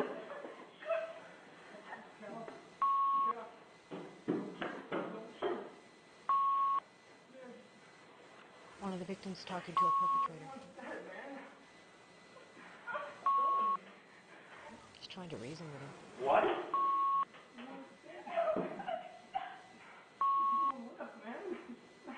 You're still alive? One of the victims is trying to reason with him. Stop! Asking him to stop. You want me to stop? You want me to stop right now? Shut up! Look at her right there. Shut up! Rapid fire. Rapid fire. God. Changing weapons. Perpetrators indicate a pistol. There's more than one weapon. There's more than one weapon, Cal, look. It's Greg. Touched another victim. Victim's name is Greg. Greg, sit down, man. Sit down, relax. Victim's pleading. Sir, I like that. I called you sir. I can't kill you. You're too pathetic. You're gonna live today, man. You're gonna live. Several shots, rapid fire. Stop. Looks fine to me. Did the job. Hey! Hey, look! It's another guy behind the couch. There's a victim behind the couch. Nothing? Not even, oh, please help me. Shots fired. Hey! Stop! Fuck you. Get back for her. He totally went back for his fucking bag. One of the victims has escaped. Probably had like weed in Male there or victim something. has left the Figure room. if he gets out, he's He not may be getting in coming trouble. out. He should be coming out. Oh look, he fell. How you doing, buddy? Andre, can you pick up? Andre? Hello, can you pick up? Weapons loaded. Andre? Can you pick up? There's absolutely nobody left in here. Perpetrators may now be alone in the room. Anybody else alive in here? Just us. Perpetrators indicating no one in the room. No, we're dead. Perpetrators indicate no one in the room alive. Hello, can you pick up? Andre, can you pick up? Andre? Weapon empty.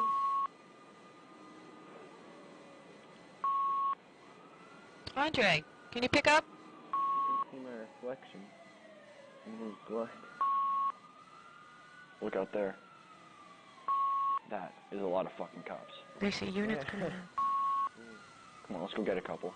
No. You're talking about shooting What do at you mean, no? responding units? No. Come on, let's go. One perpetrator's apprehensive. I'm done. What are you... What? How are you done? Okay, you're done. I'm not done. No. Look, it's alright. We'll just... Would you rather get shot by cops or by yourself? We may have attempted suicide. Guess you're right. We may have an attempted suicide. You guess or you know? I know. Talking about suicide. You're right. Talking about suicide. Yeah. Andre? Andre? I'm out of... Oh, that's something. Andre, can you pick up the phone? Weapons loaded. Andre, we can work this out. Can you pick up the line? Alright. Andre, can you answer? Hey, Andre, where are you? Andre, where are you? One. I think they're going to do it. Two. Wait. I can't do it. Perpetrator Andre's apprehensive. I just can't do it. One perpetrator's apprehensive. Andre. Andre, I can't. we can get you out of this? Andre. Andre, I can get you out of this. Just pick up the phone. Andre. Andre, I just can't do it. Andre, we'll get you out. You don't have to think about it. Doesn't have to be this way. I can't do it. Andre, we can get you out of here. Andre, can you answer? Give me a yes. Yes. Andre, we can get you out of this. One. Two. We have a suicide. 1, 2, 3, go. Or 1, 2, go. Deciding how Like many 1, 2, numbers we can 3, shoot. go. So do we shoot on 4 or do we shoot on 3? I can get you out of this. Just pick up the phone. Everybody shoots on 4, you know? So it's like 1, 2, 3, shoot. Right. Except They're agreeing on the numbers. 1, 2, 3, bang. 1, 2, 3, bang. Not 1, 2, bang. Okay, I gotcha. Andre? 1. Andre. 2. We can get you out of this. Why don't you just pick up the... Oh. Shots fired.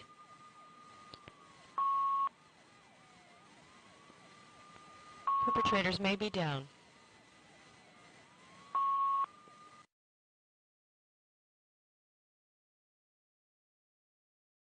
Open your window, open your window.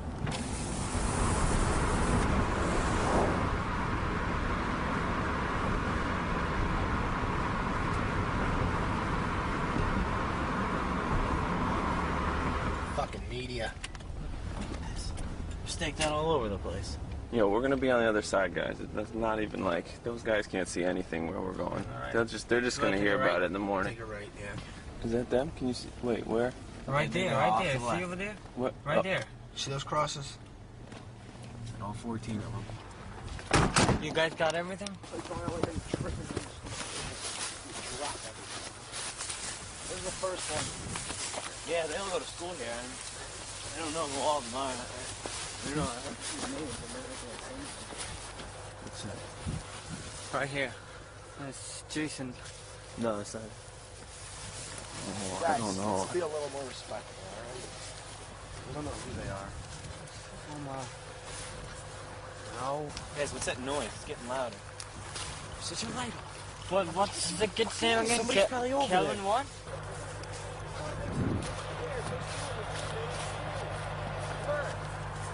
Whoa, this What is one's... this? What? It's It's just one of our those refrigerator. refrigerators. It's okay. Don't worry. Truck. Do you see anybody there? No, nobody. There's nobody You there. sure? Can I find them? One over there, right here, man. There they are. Look, That's people the one right people there. wrote shit all over it. We love you, Andre. We are praying for you. What's this bullshit? Go douse that one. Hold on. Go fucking douse that. Hold on. Soak it good. This fucker's gonna burn. You're damn right they're gonna fucking burn. They're gonna fucking burn good. 1, 2, 3, get them up. Okay. Oh yeah. Burn, you bastards! Burn in hell, motherfucker!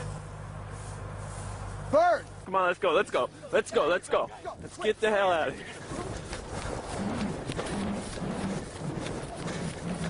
Get this shit. Look at that shit fucking burn. Nice. Nice. Okay, go. Go. I got it. Where do you fucking get that? Get it? Oh, that's their souls on fire, man.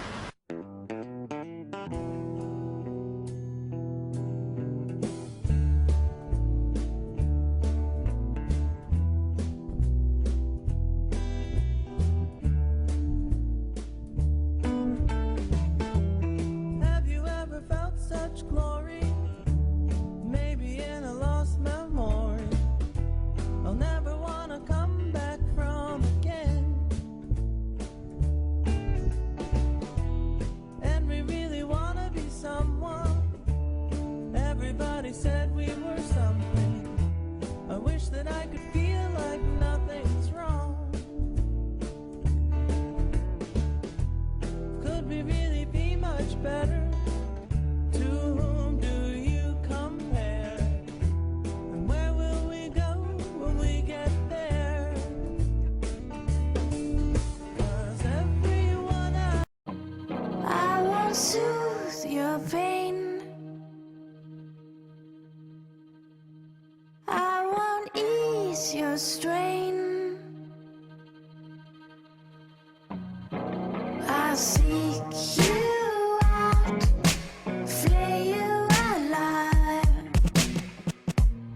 One more word and you won't survive.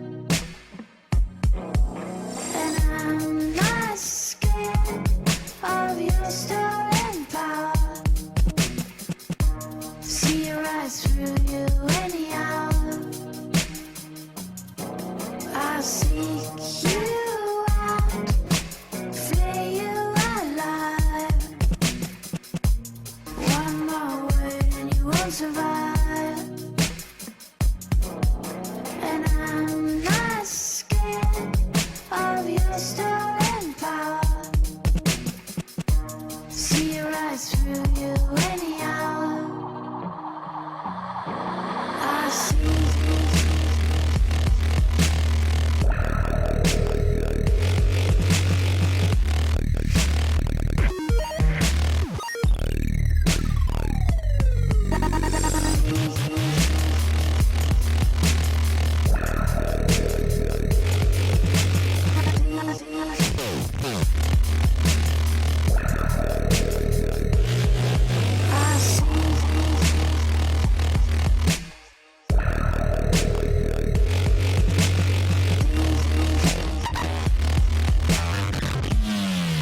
Oh.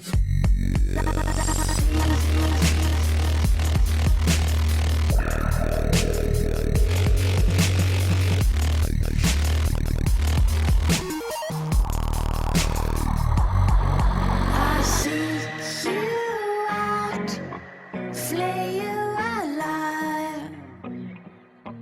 One more word and you won't survive.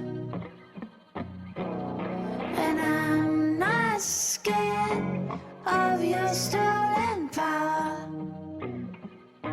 See your eyes through you anyhow.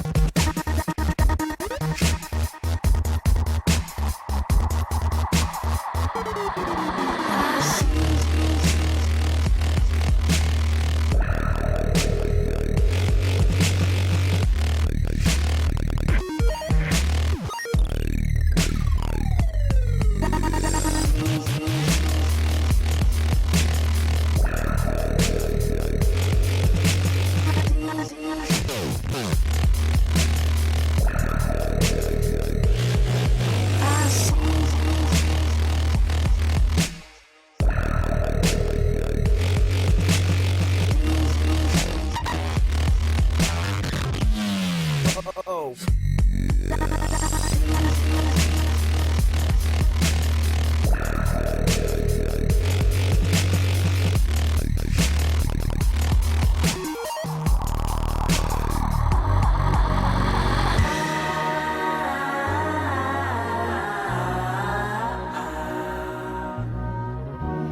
Failing and if I were my case,